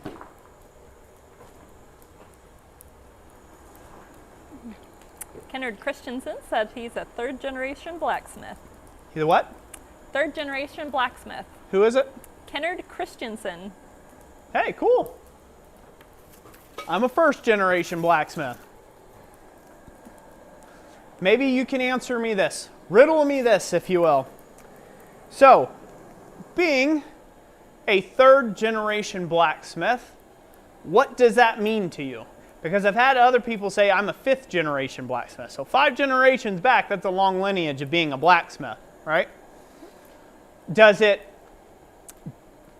Would you say that it's better equipped you for the tasks at hand that are of a blacksmith? Would you say that it's just kind of a cool footnote that, hey, my father and grandfather did this before me? Is it kind of like a nice cliff note type deal? What's the story behind that? I'm always curious about that. Usually people in Europe have that kind of lineage, and not so much here in America. There's very few people who would say that, oh yeah, I'm a 5th generation blacksmith here in America. Like, yeah, not really. It's usually a kind of over in the UK, it's a Europe-centric kind of thing, tradition of that. So I'd be interested in finding out what that specifically means to you. Question from Michael Davidson. He says, weird question. I know the Swedge blocks that have the dents and divots for spoons and bowls and whatnot, but what are the ones with the shaped holes that go all the way through for? So, great question. The Swedge blocks that have holes that go all the way through them, they can be used several different ways. Usually, they are used in combination with a floor plate, and they're there to hold different size or shaped bars of steel upright. So it's like a heavy place on the ground. Say you wanted to upset a large round diameter bar, piece of bar stock, maybe in preparation for a scarf to be like a large weld. You see these big gigantic Swedge blocks that got big holes in them. That's what they would use them for. You drop that bar down in there, and you knew it wasn't going to go this way or that way on you, and it was a way of holding it in place while you hammered on the top of it, generally with a plate, some sort of plate underneath them. They can also be used to drive out slugs and drifts from hammers or axes, anything like that.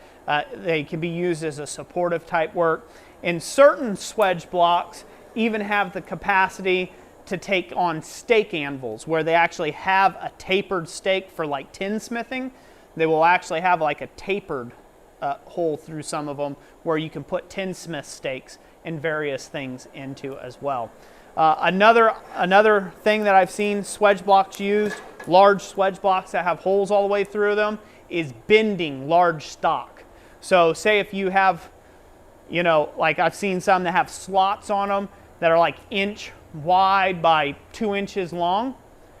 You could slot in some inch by 2 inch, right? Some inch thick by 2 inch wide stuff through them and whack it with a sledgehammer and bend it, right? Once it's hot, bend that over and use it as like a place to bend something. Because if you ever tried to bend 1 inch by 2 inch bar stock by hand at a vise, not happening. Or even by hand at the anvil, yeah, not happening. So be able to drop it in a slot like that and whale it over, you know, and the block takes all of that force. It is a good use for them as well. Let's go to the anvil, Jess. All right. Gotta look for my mark. There it is.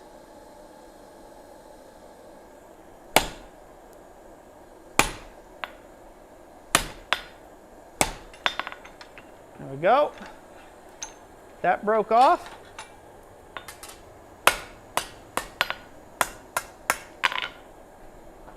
And I'll get that put back in the fire and get this thing off of, well, let me use these tongs over here. Michael Wright asked if you made the punch holder that's by your fly press. If I made the punch holder. I guess that rack. Oh, the little rack? Yeah, I made that. I actually got a whole video on making that thing.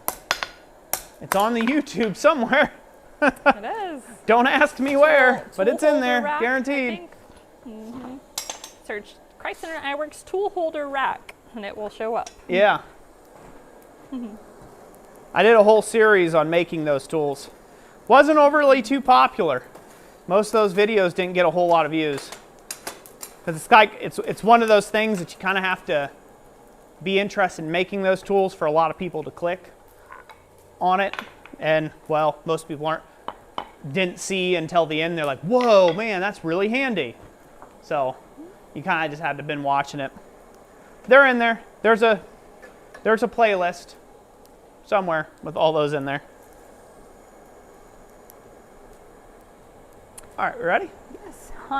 Hans says hello from Charming Hollow. Hans, Charming Hollow, good to see you, brother. Long time no hear from. Go to anvil. Okay. All right.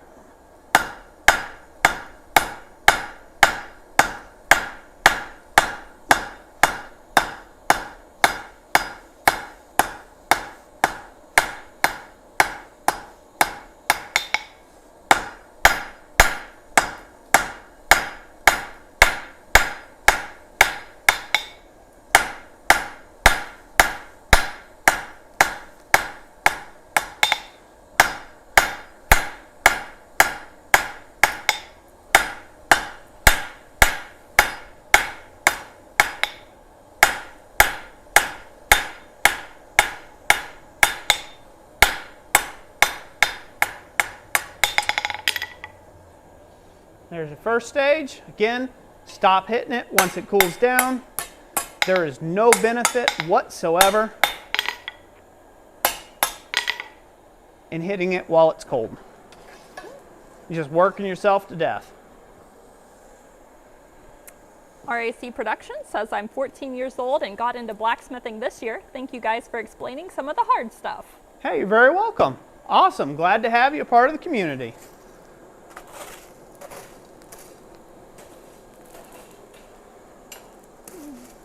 "3 a.m. Forge says, I've listened to all of the videos while baling hay. At 3 a.m., huh? Well, that's quite the accomplishment because there's over 1,560 of them up there, so that's a lot of content to listen to. Mm-hmm. Your brain has been liquefied. You'll hear Roy's voice in your dreams. He probably has my same mannerisms now. Yeah? Yeah. He wears my clothing. He's got our merch. He's got the same beard style. Way to sport the merch. He's been thoroughly infiltrated now. Indoctrinated. Not infiltrated. That's the wrong word. He's been thoroughly indoctrinated. Mm-hmm. Wandering the Wilderness says, I started with a framing hammer, a rock, and a hardwood fire with a blow dryer. Now I have a gas forge and a coal forge I built with an anvil. Awesome. Awesome. You can start with very simple tools. You can always go up. And you can always fall back down if need be too, you know. Blacksmithing is all about the skills of the smith.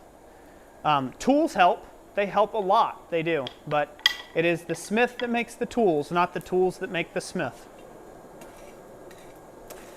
Brian Nicholson said, I did some of the horseshoe nail hooks where I flattened the head cold, and then I did another one hot. It took longer to drill through the cold forged head, and good work with the hardening demonstration. Yep.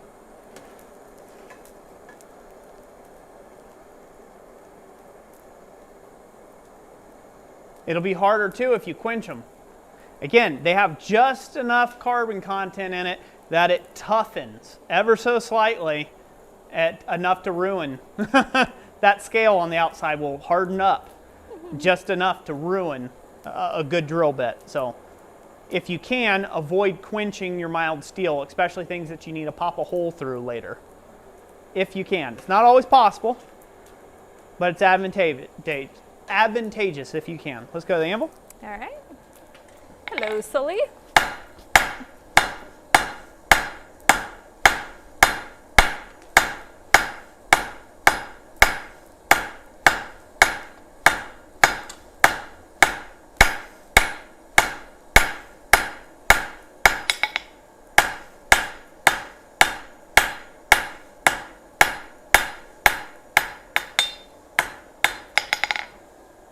Check my length as my metric.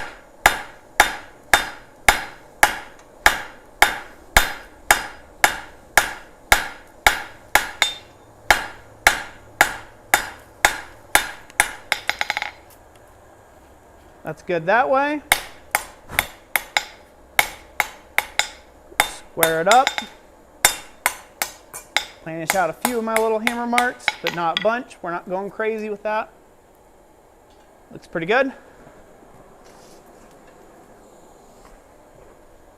Caleb Foster says, new smith here. I just got a Mr. Volcano forge. Is that a good beginning forge? Thanks. Sounds like a good beginning forge.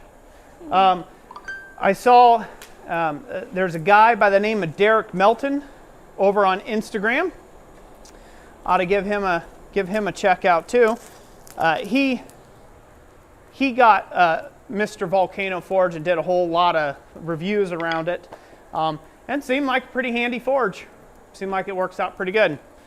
Really, for a gas forge, the primary things you're looking for in a gas forge over design, the shell doesn't matter as much as the insulation factor and the burner that you're putting in it.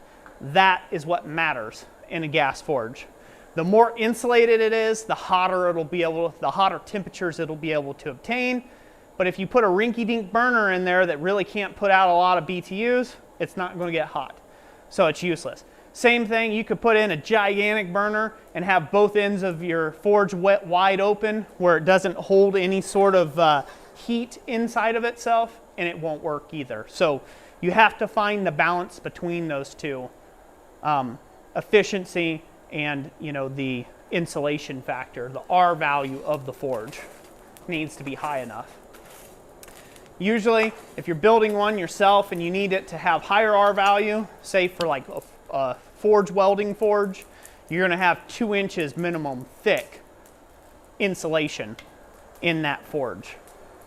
If you want it to be a good welding forge, something you can work all day in and keep welding and welding and welding hundreds and hundreds of billets or whatever, you need a minimum of 2-inch thick insulation in the forge. And a decent burner, It could be a single burner, it could be a double. It just depends on size of burner and their BTU output.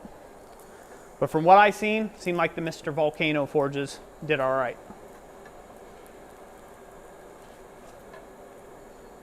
What else? Questions, or is it drying up? It's a little slower right now. Okay, it's a little slow right now, so I'll go out to the anvil then. Okay. I'll knock those corners off using the horn. So this is kind of my semi-octagon situation going on here. Taking the corners off.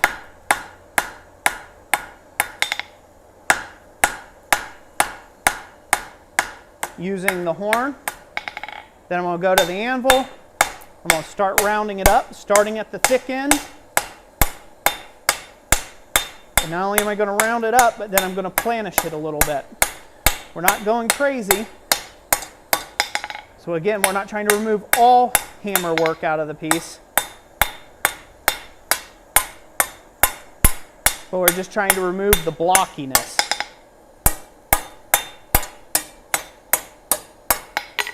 All right, get another heat on it.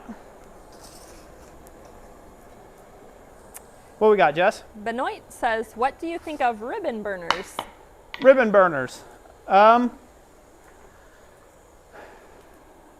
think they're good. I've seen many people have forges with them.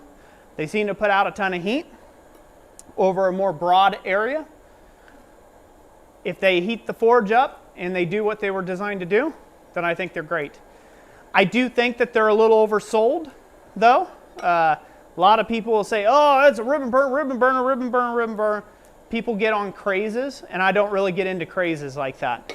It just needs to heat the material.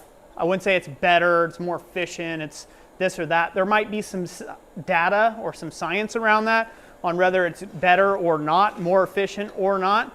But I look at tools as an end to a means to an end, right? So the end goal is the forged project that I get out of the end of it, not necessarily the path I took to get there, so to speak. So, you know, that's how I look at things like that. If you have the opportunity to get a ribbon burner, get one if you want one. But if it's like, oh, it's the difference between you getting a 2-burner gas forge and being able to afford it and getting right into blacksmithing, or having to wait until you can sell your kidney on the black market to get a ribbon burner, I'd just get the 2-burner and get to forging.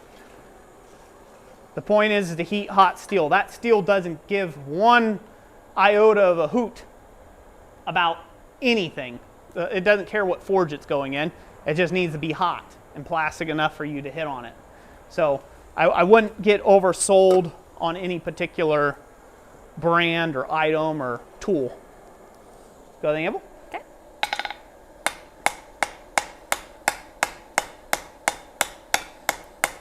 I have a specific reason why I'm like this way. It's somewhat frustrating because it seems like I don't have, it seems like I'm a pacifist when it comes to tooling, and I'm not. I have certain tools that I like using. I have preferences, but in the context of teaching a beginner my preferences come out of my work, the type of work that I do. And the chances of you doing the exact kind of work for the exact clientele that I'm working for is slim to never, to none, right? So I can't really tell you that, hey, this here is the best. If you don't own this, you aren't a real smith. You are not going nowhere, right?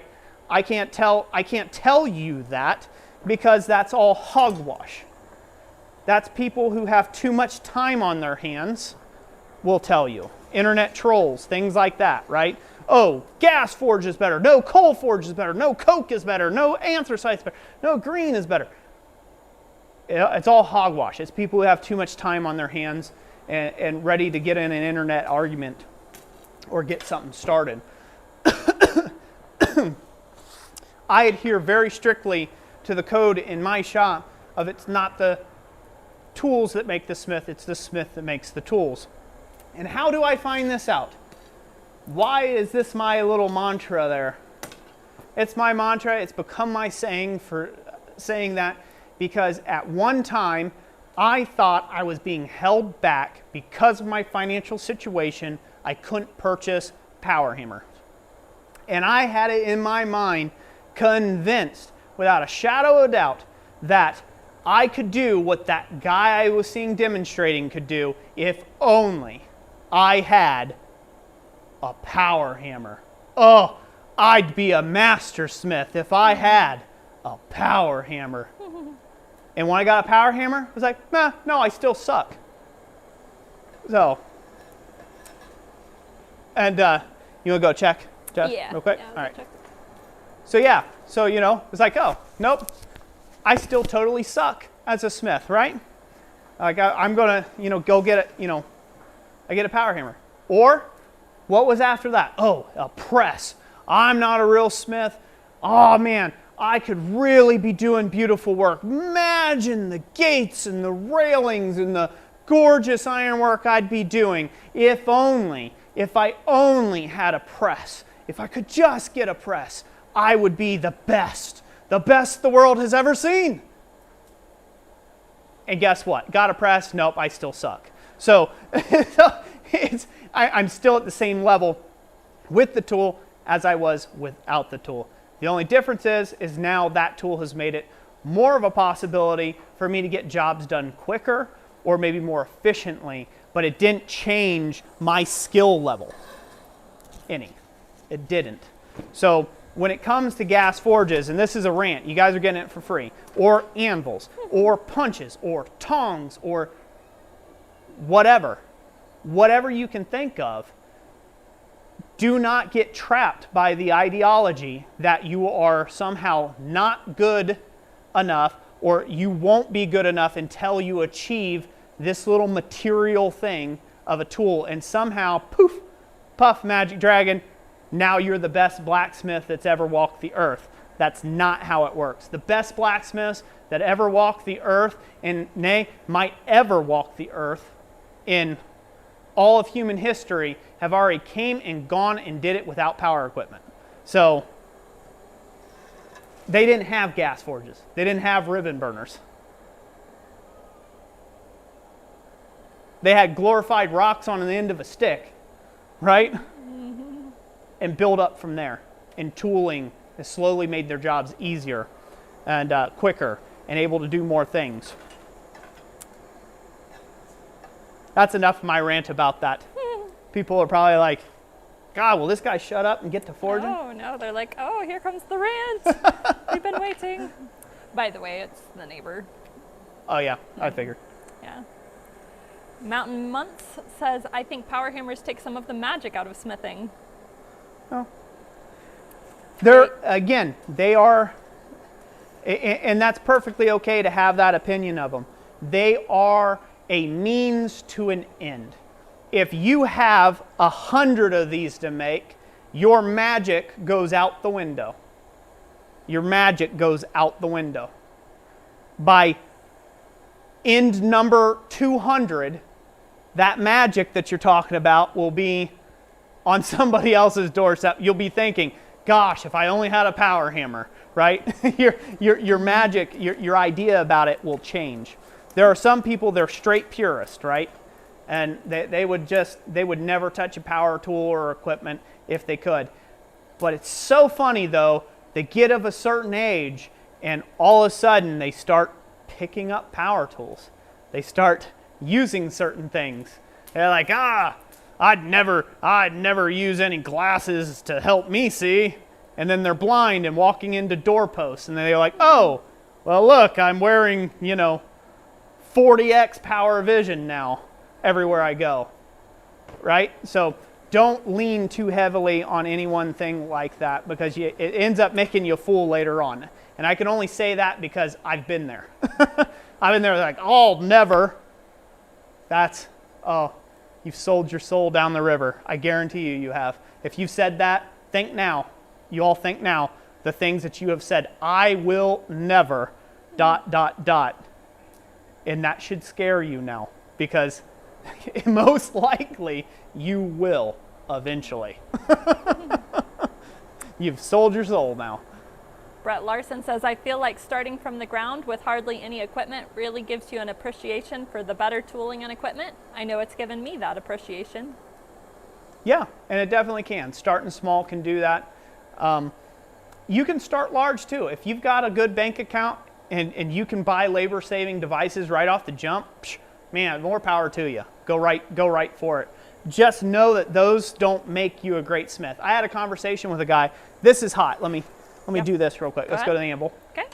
Yep. I'm going to curl this away, the opposite way. I want to check where I'm at here. I had a conversation with a guy once at Sofa, and it was the most amusing conversation I think I've ever had. And now this is after I've been doing it professionally, full-time as a smith for about 3 or 4 years. I think it was about 4 years doing this as a profession. So that's a professional blacksmith in a professional sense, right? That means I'm making my entire living from this great craft. And I had this conversation with this guy, and I'll never forget it. Got that done? Go back. Get it hot some more. He came up to me, and he was showing me his phone, and I had just finished a demonstration, and I had mentioned in the demonstration at Sofa that, like, I do everything. Somebody asked, why don't you use the power hammer? And I simply said, I don't have a power hammer in my shop. I don't have tools like that. I don't have power equipment, so I'm just doing it by hand. And I'm assuming most of you don't have power equipment either, right? So I'm just forging it out by hand. It's something I'm comfortable with. That's why I'm not using the power hammer over there. And this guy came up to me after the demonstration was over, and he starts showing me in a bragging kind of way all of his tools that he bought. I went out and bought a big blue, and then I decided I didn't like the die system enough on that one, so I kind of moved that off to the side, and it's bolted down now. And then I went out and got a sand healer, and then I got that sand healer in the shop, and I got these type of dies on it, and this and that. And then he's like, and then, that wasn't good enough, so I went out and I got me a nozzle, 3B. And now that thing's sitting up there, and oh man, that's the crown jewel of my shop. If all those other hammers, those are just horrible compared to this Nozzle 3B. And oh, I went out and got me a press, and I got this, and I got that, and I got this. Went out last week and I bought me this gigantic acorn table. And he just went on and on and on, showing all these pictures of all these things he had in his shop, right? And so I'm looking at it, and to be honest, I'm feeling a little depressed. I'm like, wow, must be nice to have that kind of money, right? To have all those tools that you can just fire off and buy a $25,000 power hammer. Wow, must be real nice. This guy must know something, right? He must have been at it a while. So he gets done. He finally takes a breath from bragging about all of his things. And I ask him, I said, man, that's a lot of tools. They're like, how long have you been doing this for? 6 months was his answer. 6 months. And he was talking about how, he's created all these great things, and half these guys around the club, they don't know anything about blacksmithing, and blah, blah, blah, blah, blah. And I'm like, yeah, okay, 6 months then. I said, well, do you got some pictures of some of the stuff you've made? He's like, oh yeah, you got to check this out. You'll like it. They were some of the most ugly knives and roasting forks and fire pokers I've ever seen in my life. Like, hideous, like below beginner level stuff. They were terrible. But this guy thought that because of all that tooling he had, he was equal to me, who'd been doing it for, at that point, like 6 years, right? Right around that point. They would have been about 6 years in. 3 years as a profession, 3 years as a hobby. I've been doing it for 6 years, and somehow, in his mind, he worked it up that all of the other old white-haired men standing around didn't know a thing about blacksmithing because of his shop, because of how glorious his shop was, with all the latest tools, all the latest things. And if you looked at his shop was immaculate. I get real nervous about your skill level if your shop is perfectly clean, that I could lick your floors and not get Gonisif herbal blades. If your shop is that clean, I get real nervous about attributing a lot of skill there, because you're not spending time in that shop dirtying it like you should be. Get real nervous when you do that. But so that's my little story. I know I've been waffling on here. Go back to the anvil cam, Jess. Yep. But it just goes to show you that, again, he thought for sure that all of those tools, all those things were going to impress me. And at one time, like I said, I was like, man, I was feeling kind of down about myself. I'm like, man, I've been doing it this long and I don't have any of that stuff. And yeah, that's where I came to that realization that none of that makes you a smith. None of it makes you a talented smith or an artist. They're just tools. They're a means to an end. Tyler L. says, I bet you quickly got out of that depressed feeling once you saw his work. Yeah, it took everything I could not to giggle and bust his chops right there on the spot. But I don't generally do that unless somebody is being super narcissistic. He was definitely a narcissist, but not super narcissistic. So, so I let him go. I let him go on that one. I let that opportunity pass me on by. Mitchell Edwards says, I must be a pro as dirty as my shop is. Oh. Peter Engelbert, a clean shop is the sign of a sick mind. It just may be. Just may be. You know, many people, I get on these little tangents, but I get on these tangents because I have a heart for the beginner, right? I have a heart for where you're at right now. It's easy to see the tools that somebody else has, and you covet those tools, and you put yourself down where you're at currently, and you don't realize that they have been on a smithing journey for potentially longer than you, or their journey might be a little bit different, and that's okay. It's okay if they have more toys in their shop than you do. That's okay. One day you might get there. One day you might realize you didn't need any of those to begin with. You were happy just hammer in hand at the anvil, making a pleasant sound, right? Who knows? Who knows where you'll be? You have got to go on that journey, and you can't let somebody get you feeling down about where you're at, or what tool you have in your hand, or what brand is that. Those are people who are a waste of your time, they're a waste of breath and life space. So don't let them have credence in your life like that. Now, something to pay attention to, if somebody comes alongside you and tells you that you're doing something really dangerous and dumb, and it's a proven fact across the board, pay attention to that, right? But if they're getting on to you because you don't have the right style hammer, that's a person you need to spend 0.00000000 to the picoseconds with, period. Do not spend any time with them. This craft should always remain creative and friendly. That's the biggest thing I like about SOFA's motto. Their motto is creative and friendly. That's what this craft should always remain. It should be open to anybody who wants to get involved with it, no matter where they're at, no matter their financial status. It's not just for the rich people, and it's not just for the poor people either. You know, some guys get a chip like, oh boy, when I did it, I beat steel. My first steel got beat with rocks. I'm sorry. You shouldn't feel bad if you do have a lot of tools and equipment. But just don't get off arrogant like and think that, you know, somehow that makes you a great master smith. Blockhammer said, I've really enjoyed the stream. Love being able to see forging in real time. Makes me feel better about all the heats I take, LOL. Yeah, YouTube doesn't convey that very well. Mainly because people don't watch YouTube. People won't watch a video. It's killer. I get ragged on about this on all my videos. It never make everybody happy. I'll make a really long video. People say it was too long and boring. I'll make a very, really short video. People say I didn't show enough. You can't find the happy medium. The Goldilocks zone, it doesn't exist on YouTube. And so you try to include as much pertinent information and cut out all the dead stuff. Like me talking to you right now, that's not going to happen in my YouTube videos. So you're going to get just like, okay, there's the next step, there's the next step, there's the next step, there's the next step. But it's kind of hard to convey the actual time it takes. Let's go to the anvil. I'm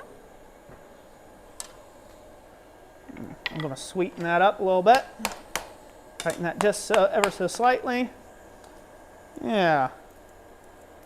Take that down. Is that the way I went with it last time? No. Got to go over more. Come on, Roy. Get your mind in the game.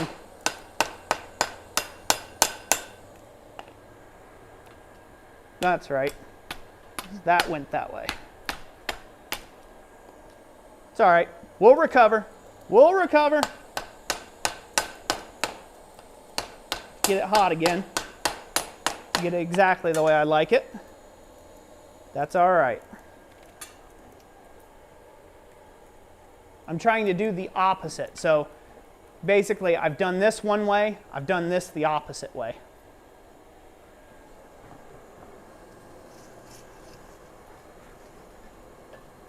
Walt Perkar said, our forefathers had none of the so-called today's tools, but they got the job done.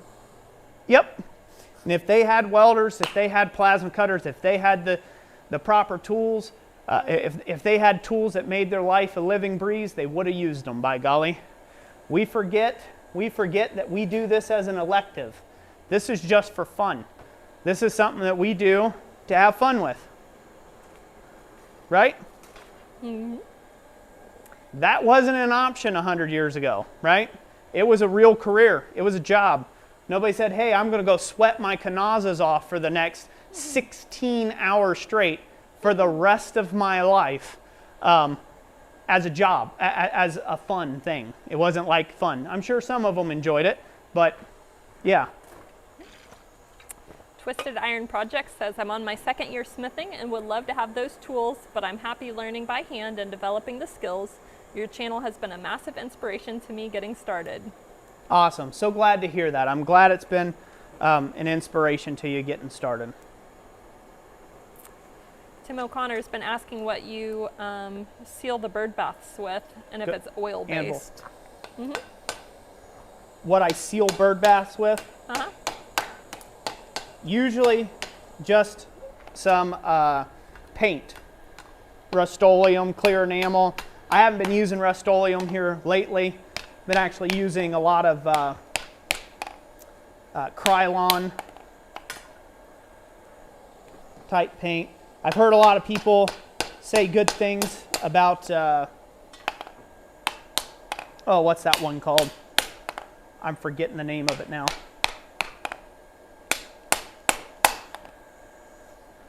Oh, what's the name of that one called? One of the urethanes? No, it's Sculpt Nouveau. I've heard people talk good things about that. I haven't used Sculpt Nouveau like ever, so I can't speak to it.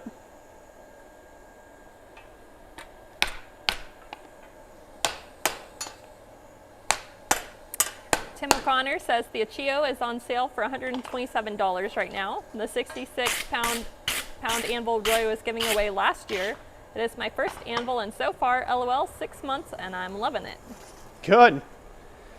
Oh, that's a good price for it. Mm-hmm. Yeah, last year when we were doing those live streams, there was a couple of times when it went up to about $200, and there wasn't availability all the time. Yep. Mm-hmm. 3 a.m. Forge says, hanging out with you guys on a Friday night always makes me happy. Thanks, guys. Cool. Glad we can make you happy. So I'm going to finish putting a couple little curls on this, and then we're going to give some more stuff away. If that sounds good to everybody. Yes, I forgot to tell you the time. It's 7:13. It's 7:13 already? Wow, time has flown, huh? It has. 2 hours and 13 minutes. Well, we came in late, though. We were a few minutes late, Came in late, so. Earlier, I believe it was G. Taylor, asked how you can help prevent arm fatigue from when you have long days of forging. Usually arm fatigue comes in when you're actually gripping the hammer too tightly. So I suggest that you adjust your grip. The other portion, when you're just beginning, you haven't built those muscles up yet, so you're gonna have sore muscles the next day when you feel it. Like you're gonna have sore muscles like you did a workout, right? Like you did curls but with all one arm for 4 hours, right? That's normal. What you shouldn't feel is sharp shooting pains, dull aches in the elbow or shoulder. That is an indicator that your form is wrong. So if you're getting really sharp shooting pains in your elbow, your grip, you're white knuckling it. Go to camera number 2, Jess. Okay. I want to show them. So when I hold my hammer, I'm holding it between my thumb and my index finger. It's about that light of a grip. So I can literally forge like this. It's not comfortable to do that because you feel like you need to overgrip it. But these fingers back here are just lightly gripping the hammer handle. So this hammer is moving. There you go. That's a good illustration of it. Mm-hmm. Make sure that's, okay, we're still good on that. So that's what I'm doing. So when I'm bringing this down, it's whipping in my hand. So I'm not catching any of the rebound, and it's not putting any stress on here. White knuckling it is when you do this. And that's the fastest way to carpal tunnel and tennis elbow. So you don't want to do that. So don't white knuckle it. Loosen your grip up. I find it comfortable to grip the hammer handle like I believe God intended, which is way back down here. Obviously, the more heavy of a hammerhead you have, the further you're going to choke up. But as I've explained in my very controversial video on hammer weight, is I hate this right here. I hate seeing smiths do this because there's no way that you could tell me that this is a better way of hammering. I don't care how big the hammer is. This is not a better way of hammering. You're catching and retarding all that rebound right here into your hand and your wrist. Out here, it has somewhere to go. Up here, it has nowhere to go but into your body. Out here, it has somewhere to go. There's a reason why we graduated from holding stones with our bare hands like this and beating hot steel. There's a reason why a hammer has a handle in the first place. It's to get leverage on that hammer to bring it down smartly onto your material. So that's just, again, that's one of those things, it's a biological fact. If you put this in slow-mo, anybody who likes to do work like this, you will see your arm taking way more abuse than if it's out here. So if anybody's on a slow-mo camera, film yourself forging and adjust accordingly to where you no longer see your tendons shaking about. You don't want to do that. You want to be out here to where the hammer handle can take the rebound and the impact of the blow. If you got hammer fatigue, most likely it's because you're squeezing your hammer or you're choking up too much. That's going to be a hot, racy topic. If there is any video skippers, trolls in the future, they're going to land. They will. They'll land on that one part where I was talking about that. And without context, they will put me down rightly. I'm sure they will. They'd have to jump 2 hours and 22 minutes in to see that. They'll have to jump 2 hours and 22 minutes, you said? Mm-hmm. Keith Miller sent a kitty cat super sticker, says Shop Cat is always watching. He is when he comes around. He is. He did get a bath the other day. Roy's been waiting all winter long. He's like, he needs a bath. And I'm like, I'm not doing it indoors. So we got a bucket of water outside the other day and soaked him up. So yeah, he's smelling a lot better. Surprise, surprise. A bath will do that to you, huh? Mm-hmm. Peter Engelbert says, I like to say if your hammer hand is getting too hot, it's too choked up. Yep, that's a good indicator too. Again, some of that is preference, but if you prefer to have your wrist beaten into, then you can prefer that all you want.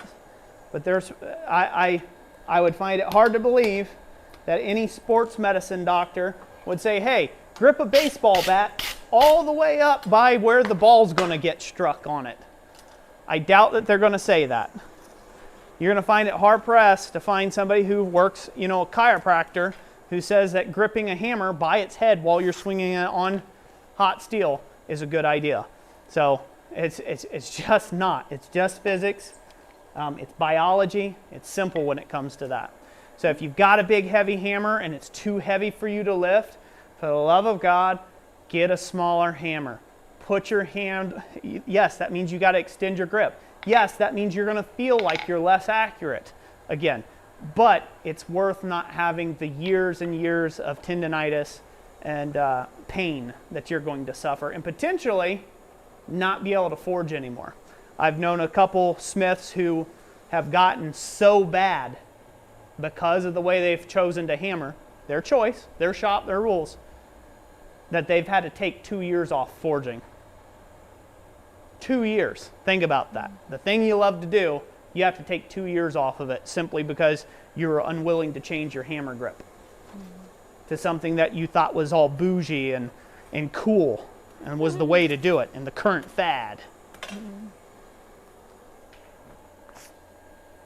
Dennis? That's a second Roy rant. Man, I'm getting on. They're getting me. They're getting me. I try not to get controversial, but people get me there. They do. They got to bring it up.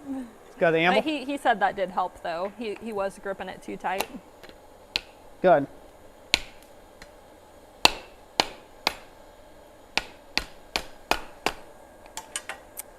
The woodpecker, you guys were asking about that.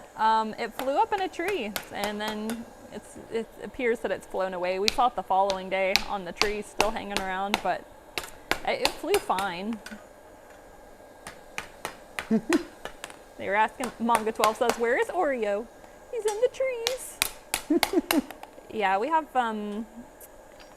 a lot of tall grasses around our house and barn, so that's why when you've been seeing the post on Instagram, like, what's up with all this wildlife? That's what it is. We live out in the country.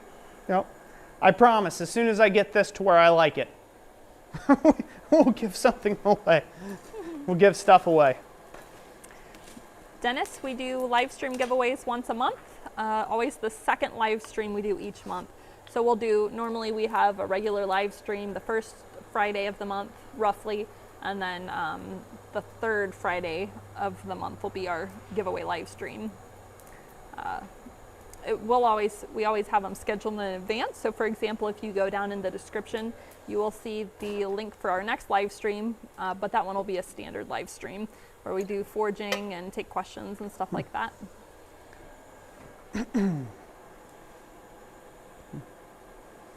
Another thing I'd like to point out on hammer fatigue. It's a common mistake when you're first getting into blacksmithing of thinking of yourself as a machine, right? So you see a guy who maybe hammers for 8-10 hours straight, and you think, hey, I can do that. But it's kind of like looking at a bodybuilder who lifts 400 pounds above their heads and saying, yeah, I slept at a Holiday Inn last night. I can do that. No, you can't, right? So it's a very physical trade, so you do have to allow your body time to develop muscles for that, for what you're doing. So take frequent breaks, stay really well hydrated. That's very helpful. Always replenish those electrolytes if you can, and just take your time. That means you may have to stop at 2.5 hours. If you start feeling yourself getting tired, sore, it feels like the hammer weighs 400 pounds, you need to quit. Your workout's done for the day.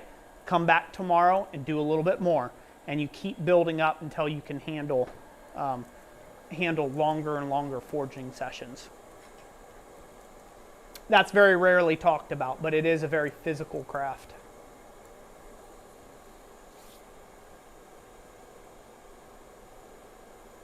All right, getting hot. Someone asked earlier what type of mallet that is you're using. It's a rawhide mallet. Was that one deer? Huh? Was that the deer rawhide one Alan sent you? Yep. It's a deer hide mallet.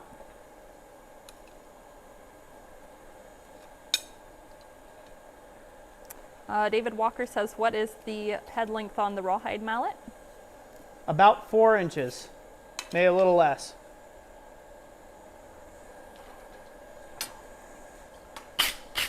About have that to a happy spot. I'm going to roll that little tip out. Roll the little tip out and be happy with it there. At least for now. The Baca Maker says, we all work for algorithm. Looks for what? We all work for algorithm. Like the two names, Al. Algorithm. It's all about getting them YouTube views, getting them clicks. Dorlin says, I'm seeing 137 watching, 129 thumbs up, and 2 thumbs down. Yeah. Good. Glad they dislike me. They'll get used to it. Henry St. Forge, welcome. Redbeard's Forge, thank you for the $10 super chat. Says, always great to watch the live streams. Thank you guys.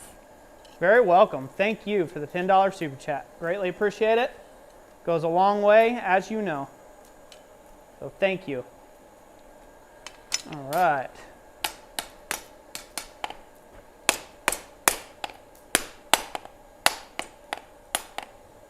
Gary Brown Forging On says, also you'll want to build up a lot as well if you ever want to do demonstrations. I was not in practice to forge for hours and my arm locked up. Yeah, that's something to think about. That'll happen.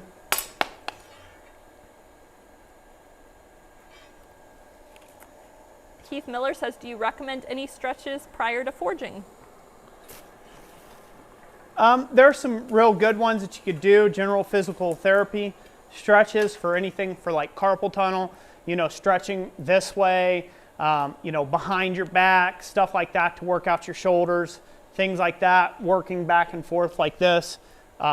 you know, some of those are just good stretches. Generally, I don't try to go with anything heavy. I don't try to go super heavy work, so I don't just come in the shop and start swinging a sledgehammer. I just come in the shop. If I have sledgehammer work to do, I'll do something smaller, something little tappity tap work just to get the blood flowing. That's kind of really what you want to do. You don't want to just start from 0 and go to 1,000%. You want to kind of come up slowly. So as long as you're moving those muscles, they'll warm up on their own. You don't have to do anything super crazy, super stretches or anything like that, and get all, you know, become some sort of blacksmithing yogi or something about it. You don't have to go doing that. Corey Brown, thank you for the $5 super chat. Thank you very much. Hayden Smith, welcome. All right, get this twisted back a little bit where it needs to be. We've got the end where it needs to be. Oh, I'm waiting for it to heat up. Okay. That seems to be the story of the night. I've got a lot of ash down in that fire. Question from earlier, what inspired you to start blacksmithing? Nothing really inspired me to start blacksmithing. I just found a fascination of it when I was a kid, and then wasn't until years later that I got married, and Jessica found, we went to a place called Carriage Hill Metro Park. I got to see a blacksmith demonstrate there, and after pestering her for about a month, she ended up finding me a forge at a garage sale, and that got it started, basically. That's where the addiction began for me. Yes. But as far as inspire, if I was like on some spiritual quest or something and all of a sudden blacksmithing fell in my lap and it was like, oh, no, that's not how I kind of got started. So, speaking of fascinations, Raya's taken up a new fascination with Rubik's Cubes. No. No, we're not going to share that information.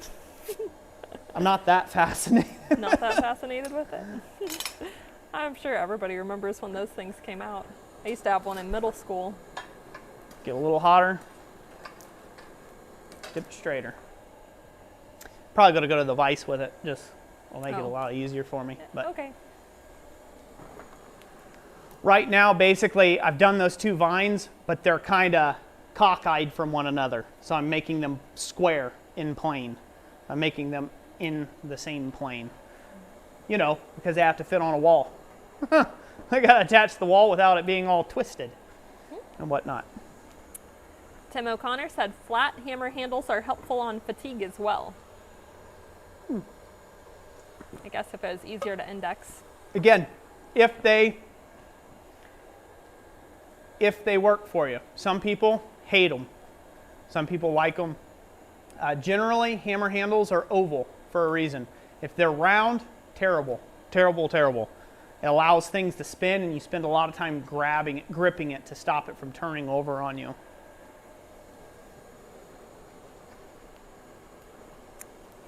Let's see here, Daniel asked, isn't there a bit of truth to the speed of the hammer or velocity of impact being greater with a further back hold on the handle? Well, there is. It's basic physics. You know, that I'm not a physicist. I don't claim to be super smart. I'm not a mathematician. I'm not some whiz kid. So take that up with somebody who is when it comes to that. But there are just some general principles, like swinging something from the end of somewhere. You have more leverage, right? You have more leverage on that. Then guess what? It's gonna create more velocity, more speed. The faster you swing mass at an object, the harder it's going to hit. That's basic common sense stuff. You don't have to know all the weird equations and everything for, you know, the exact everything. If you do, that's cool. I don't, so I won't quote nothing. But it's very simple, basic logic. If I take a 2x4, if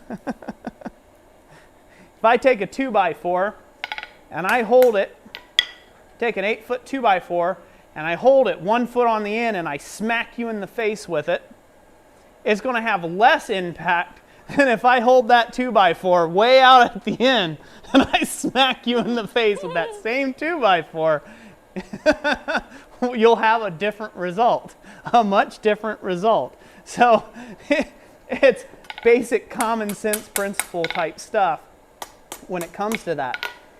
If you have a personal preference, that's fine.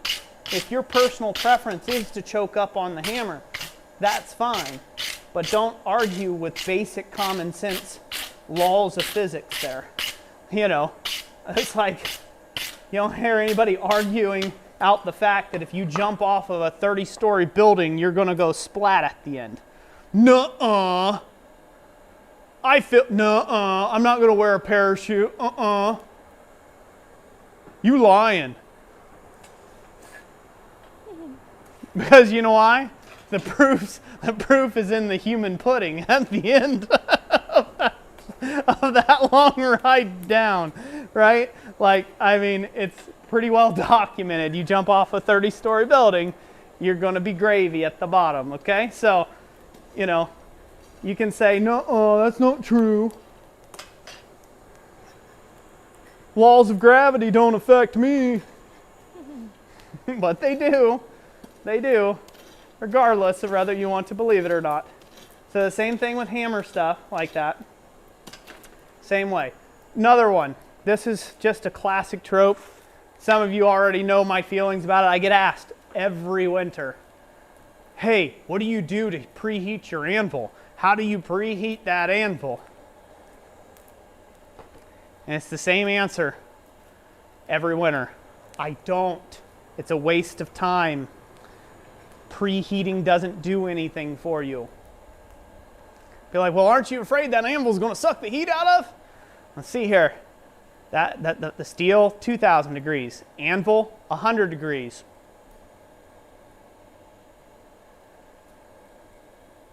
It didn't, like, unless that anvil's 2,000 degrees, the same as the steel, it's going to suck heat out of the material. You can heat that anvil up to where you lose all the temper in it, and it won't make no difference whatsoever. It'll make a difference to your rebound, but it won't make no difference whatsoever to your steel on how fast your steel loses heat. The atmosphere has more to do with that, convecting heat away. So, you know, just simple stuff like that, right?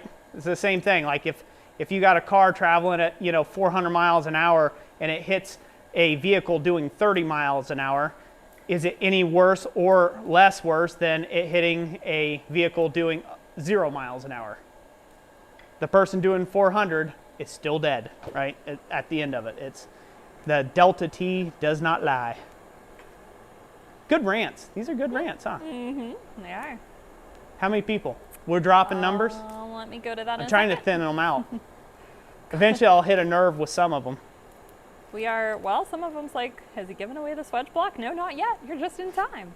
134 viewers, unless it updates and changes. 135. Okay. They're funneling in. They left for the rant. Come back for hopefully the Swedge block giveaway, huh? Corey Brown says it's awesome that y'all do this together and get to enjoy each other's company while you work. And Bar Run Forge followed that up with, just guess Roy's court ordered supervision, LOL. Yeah, that's what it is. All right, that's in good shape.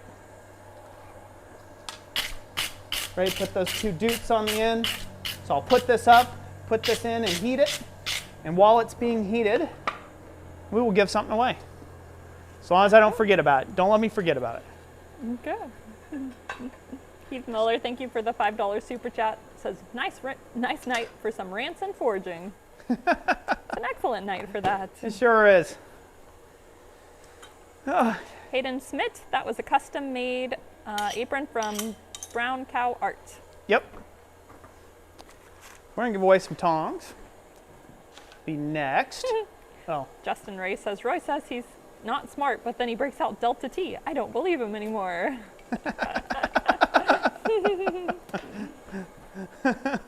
Sorry, holdovers from the HVAC trade I used to work. Oh. You know, it's funny, whenever I go on a rant, I tick off two people.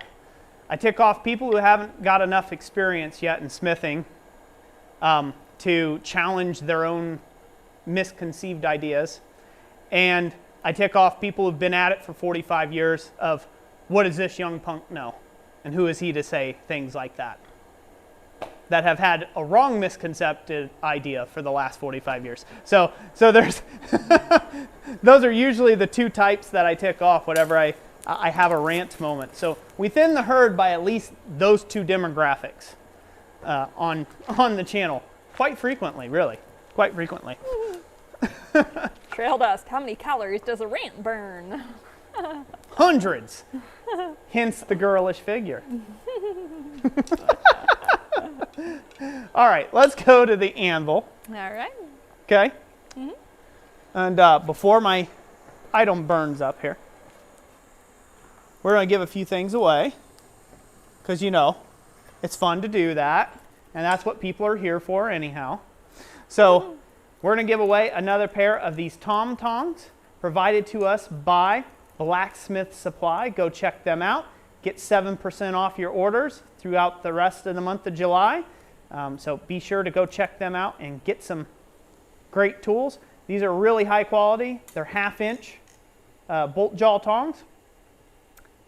Super high quality. If you've never held a pair of tongs, they are a very highly finished pair of tongs. So you will like them, trust me. So we're going to go ahead and draw you for that. That'll be first. Then after that, we're going to be giving away some Ken's Custom Iron scrolling tongs that we purchased from Ken. These are blanks that you'll have to forge out yourself, and they'll come with a rivet. All the information, the contact link is down in the description down below, or the contact email. Make sure that you contact us within 24 hours, or it'll be given away next live stream to somebody else. Okay? Simple enough. So I'm going to roll the hammer. We can go back to the main cam. All right. I'm going to roll the hammer, and when I stop, somebody wins a pair of tongs. Sounds good? Sounds good. And should we do a phrase? Let's do a phrase. Tong. Okay. Tong. Not Tom, but Tong. Okay? Tong. Is that? That sounds like a tongue twister waiting to happen. It is. There's going to be some funny variations. And let's go.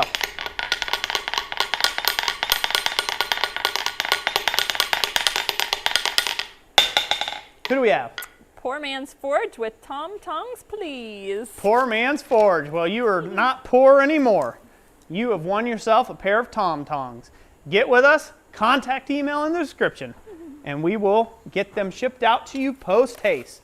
By the way, you're getting the ones that are in the baggie, not the ones that are already open. Oh, they're the same thing. Just the one in the baggie has a bunch of oil on them. Good to keep them from rusting. Check my steel here. Okay, we're decent. We're not burning up. So good?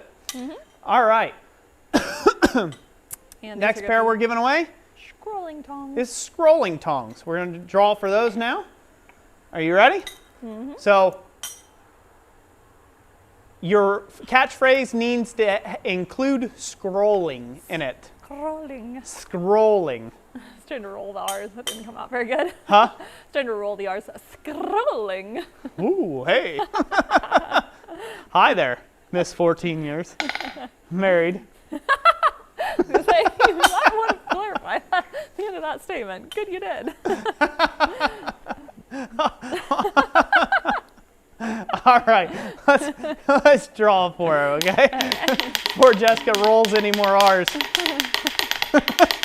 We got to end this stream early. Let's go. Who do we have, Jess?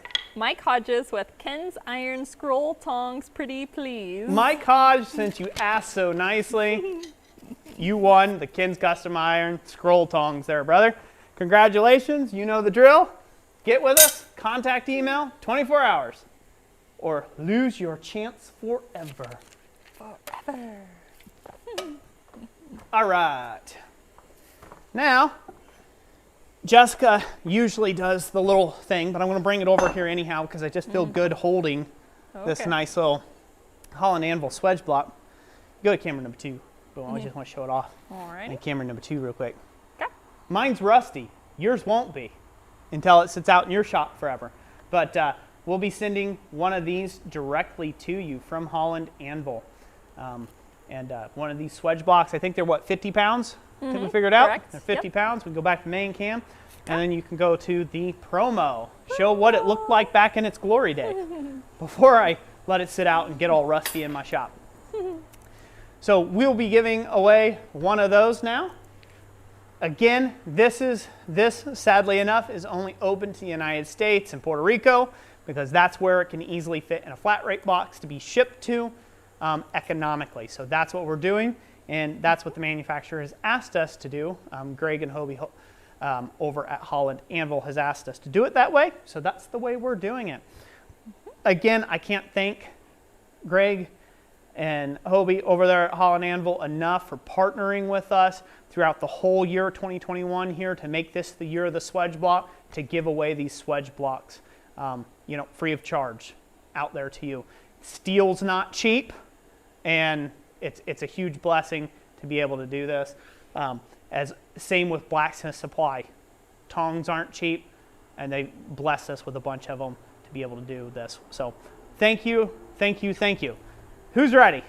They are. Who's ready to win the Swedge block? Lots of Swedge and Swedge blocks and best of lucks and best of lucks and yeah, all kinds. Mostly Swedges. Mostly Swedges. Swedge me, People are saying please. Swedges. Mm-hmm. All right, Holland so we're gonna Anvil pick somebody with the Swedge. Swedge in the title, right? Mm-hmm. Correct. Are we ready to do this? We are ready to do this. All right. This makes Swedge block number 7 in the year of the Swedge. Lucky number 7. Lucky number 7. Here we go. Get them fingers typing.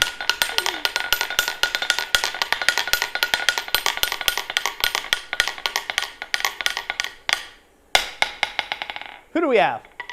We have metal blueberries with Swedge block, please. Metal Blueberries! Congratulations, brother. You won a Holland Anvil Swedge block. Everybody give Metal Blueberries a round of applause. I know some people are going to say it's rigged, but... See what I landed on. Rigged! Congratulations, Metal Blueberries. I hope you enjoy the Holland Anvil Swedge block. You know the drill. Get with us within 24 hours. Contact, email, description. Shouldn't be hard. And we will get this shipped out to you pronto. Holland will, at their earliest convenience, they can get it out their door. So I can't speak for their turnaround times for that, but we will get it paid for and get them your address so they can ship it to you. Sounds great? Sounds great. All right, let me pull this back out of the way.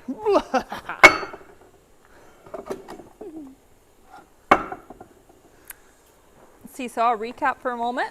Okay. The winners for this live stream are Metal Blueberries, Mike Hodges, Nicholas McIntyre, Michael Waters, Poor Man's Forge, Jeffrey Redinger, Mitchell Edwards, Thomas Matthews, and Caleb Foster. Congratulations. Yep. Congratulations. Congratulations. Everybody give them a round of applause, and please give our channel donors here, our channel supporters, a round of applause as well for the great tongs and for the Swedge block. Please give them a round of applause, and everybody who has supported this stream tonight with super chats and channel memberships, things like that, give them all a round of applause because they make the shipping bearable. They make the shipping bearable, actually doable. Justin Ray says it's only rigged when Yamez wins. Yeah, that's what it is. That's right. Yamez did win a Swedge block, didn't he? I think the second one thing. Yeah, he won the second one I thought we gave away ever. That's pretty cool.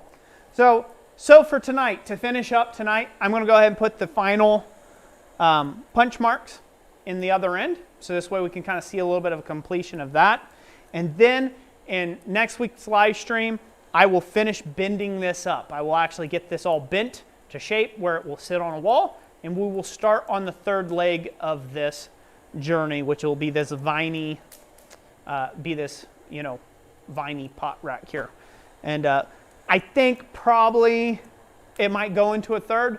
I'm going to show you how to make some viney S-hooks to hang from it, so this way people can hang their pots and pans from it. But it ought to be a good time. There's going to be some wraps involved, and not like yo wrapping, but like wrapping as in vines. Not present wrapping. Yeah. What's everybody saying, Jess? Has everybody had generally a good time?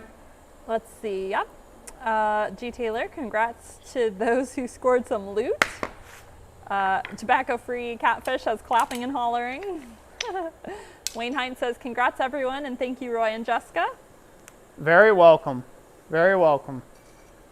Harold Hoshkison says, this is your anniversary, and August 6th is our 50th anniversary. Wow, congratulations. Congratulations. The big 5-0. Gary Brown says, that's why Yamas is not here. Yamas has stuff to do. All right, this is good and hot. All right. I'm ready to go to anvil. Okay. All right. So the anvil we go.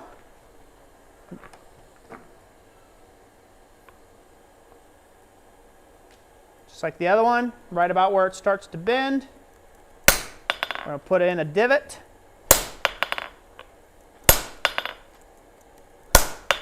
All the way down. And while we're here, it's hot enough that I can put in another divot right in the bend. So I'm going to.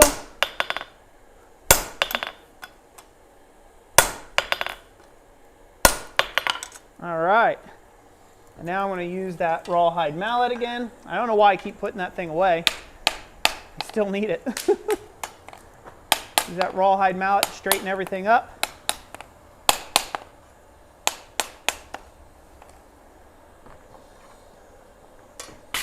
Give it a good brushing.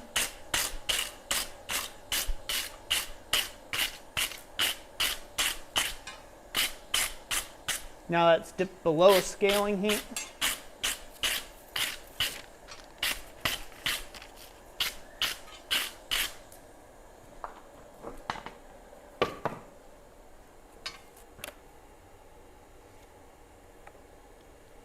All right, and there we have it.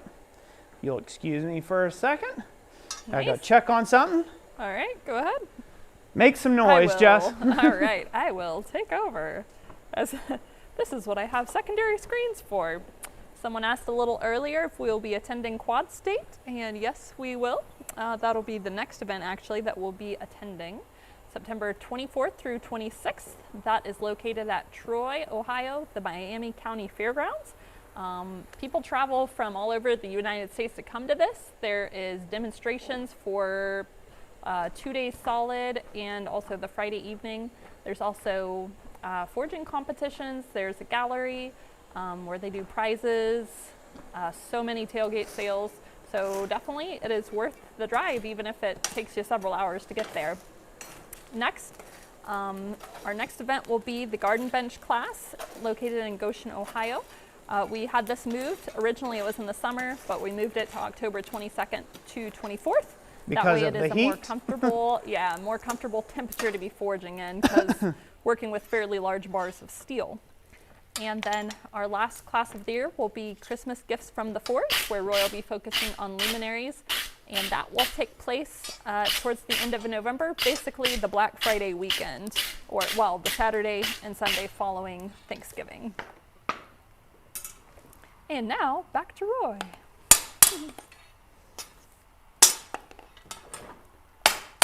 And now, back to your favorite bozo. Oh, the forge. See here, can they see that in camera too? Mm-hmm. They can. There you go. It's finished off. That end's finished off. It's hard to fit it all in the screen. Posing angles, posing sides. Nice and viney on the end. Very viney, very nice. There we go. Man, I'm looking forward to how that'll come together. Mm-hmm. So, now I'll take the time, while we've got it here, this will just be our little bit of a wind down time. So anybody who wants to hear some of the updates to the channel, now's your time to stick around. If you need to get going, that's all the giveaway stuff. Mm-hmm. So we're done. So if you need to get going, you can do what you need to do there. We thank you for being here. Thank you for the super chats. Thank you for your watch time. Just thank you for the thumbs up and subscribes. We greatly appreciate all that. But so just some channel update stuff, some channel news for us. Jessica and I, we've created a new website, or we purchased a new domain, as it were, that still leads to the same website, still us, it's the same thing. but we did a different website for our blanks that we sell. So instead of going to blacksmithpdfs.com, which will still work, you could still go to blacksmithpdfs.com if that's what you're comfortable with. From now on, in all of our videos, we'll be mentioning blacksmithing blanks, right? Mm-hmm. Blacksmithingblanks.com. It rolls, it's a little bit more descriptive of what we're actually selling, which is all of the blanks that we CNC plasma cut here at Christ Center Ironworks. So for that facet of the business, so just FYI. So you're like, wait a minute, what's this company? Who's he shilling now? We're still shilling ourselves, okay? That's what we're doing. And we will continue to shill ourselves, thank you very much. For life, if you will. For the lifetime of the channel. But yeah, so that's just one update there. As I said earlier in the stream, at the very beginning of the stream, I have a lot of content coming out, beginner, like tutorials. Not necessarily beginner tutorials, but beginner level / intermediate level tutorials on different projects you can make. Some of those, just because they're easy, are going to be incorporating some of our blanks, but they can be, you can cut out whatever design you'd like. So it'll be broad, the project will be broadly applicable to a lot of different things. So I hope everybody will enjoy watching those. I will have also some stuff that has literally nothing to do with blanks whatsoever. I have some sculptural pieces I'll be making. I've got a lot of stuff planned for video content on the channel. And that is going to evolve constantly over the next several months because I've got a lot of stuff to do. For instance, I plan on filming and forging the whole entire garden bench in time for my class in October. So I've got to really pick up the speed on that. And so that's a large scale joinery project. So we'll have a video series on that hopefully coming out on the channel as well, along with a whole lot of other good content. So if you haven't subscribed yet, you may want to. If you have subscribed, be on the lookout for that. YouTube's not serving our content right now, and that's just because our core demographic of people, our core grouping of people that usually watch our content religiously, are out busy. They're busy doing stuff like lawn care and grilling out, right? And all sorts of things like that. So, you know, there's a ton of that already going on. So, you know, they're going to be all around. I've lost my train of track of thought. I think the hand model has arrived. It's lost. I think the hand model arrived. He made me lose my train of thought. I'm going to go over there and beat him. Senseless. Come in here, hand model. Yeah, come in here. Roy took a while. I took a while. Oh, he's going to model his hands. It's been a long time. Is your rack? It's about time. Rack cold off? You'll see him more this winter. Yes. Hand models. You're in the frame. They can see your face. Camera 2. Oh no. No, you don't want to see my face. Yeah, go to camera 2. You don't want to see my face. Lord. I will continue being a hand model. I can no longer be a regular model. What happened? Your coworker bite you? No. Whoa. Do they want to see? Yeah, get it in here. Well, hold on. Let's ask them. Do they want to see? Do they want to see the hand model's face? All right, I'll go to the anvil cam while they decide. Ladies and gentlemen. It's not pretty. It's not pretty. But it wasn't pretty last year either. So. It wasn't pretty to begin with. That's You're why rude. the hands model only. Man, people see it pays for people to stay around, huh? It does. See at the Does end. anybody want to see? Tim O'Connor says, wait 1 second. He's not ready yet. He's not ready to see it yet. Oh, model blueberries. I heard a horn. Yeah, you heard a horn. Yeah. We ended up giving away a sticker for whoever heard you. I was actually, when I was going by, I was watching you guys. Yeah. And I was like, well, I don't know if, because I was dead right on with the live. I was like, wait, I didn't hear it come over through my end. Well, obviously, because I'm driving the truck and it was like, perfect. We have no some lag. yeses and some nos. Oh yeah, people want to see your face. Get it in here. Get your ugly mug in here. So here or that one? Which Okay, one? are Put you it down gonna- in that one. Just Yeah. Here, Roy. Just Let's lay do it. against the anvil. That's a thumbnail if there ever was one. So tell the story. What happened, man, So to the face? it was raining out, and I was undoing my equipment, the skid steer, and I had chain binders on there. Well, imagine chain binder here. Do you have any pipe? Somewhere.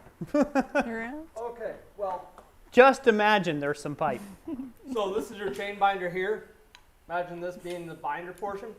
Well, I took my pipe like this because it was bound up, and I flicked her to loosen it, and the whole pipe came up and grabbed me right in the face. Beat him right in the face. Right there. So, kids out there, if you're watching, be smart, use the correct tools for the job, because your modeling career will definitely take a toll on this one. We are all laughing with you. Oh yeah, no, actually, This is all painful. no, I got really lucky. I could have, any lower down, I would have busted out my grill, which I mean. Or any higher up, bust or out any an eye higher up, socket. I could have become a pirate though. Yeah. So I don't know. Then it would have been Thomas the Pirate Hand model. Yeah. So. Missed but- opportunities. Well, let me go back over to the job site. Do it again, Thomas, and do it right this time. Yeah. We talked about this. But He could like curl his mustache and hide it, you know? yeah, That's what it is. Yeah. I just need to build out a bigger one, you know. But yeah, so busted up the nasal cavity. Ooh. So don't do dumb things because you win dumb prizes. I about did a dumb thing yesterday, but that's for off-camera talking. Oh, yeah. I don't want to admit to hundreds of people my stupidity there. So, anyways, since I got my friend here in the shop, I think it's a good time to call it quits, huh? All right. Yeah? Do you I totally feel- forgot what the rest of my updates are going to be about. Catch him on the next live stream. Yeah, just catch them on the next live stream. Next live stream, we will continue on with that. It'll be a forging only live stream. And then the one after that in August, man, that'll be number 8 Swedge box we'll be giving away, and a hammer. Again, we're going to be giving away a hammer as well. Not a power hammer, but a regular hand hammer as part of our giveaway items. So, without further ado, God bless each and every last one of you, and we'll catch you on the next one. Thanks, y'all. Bye.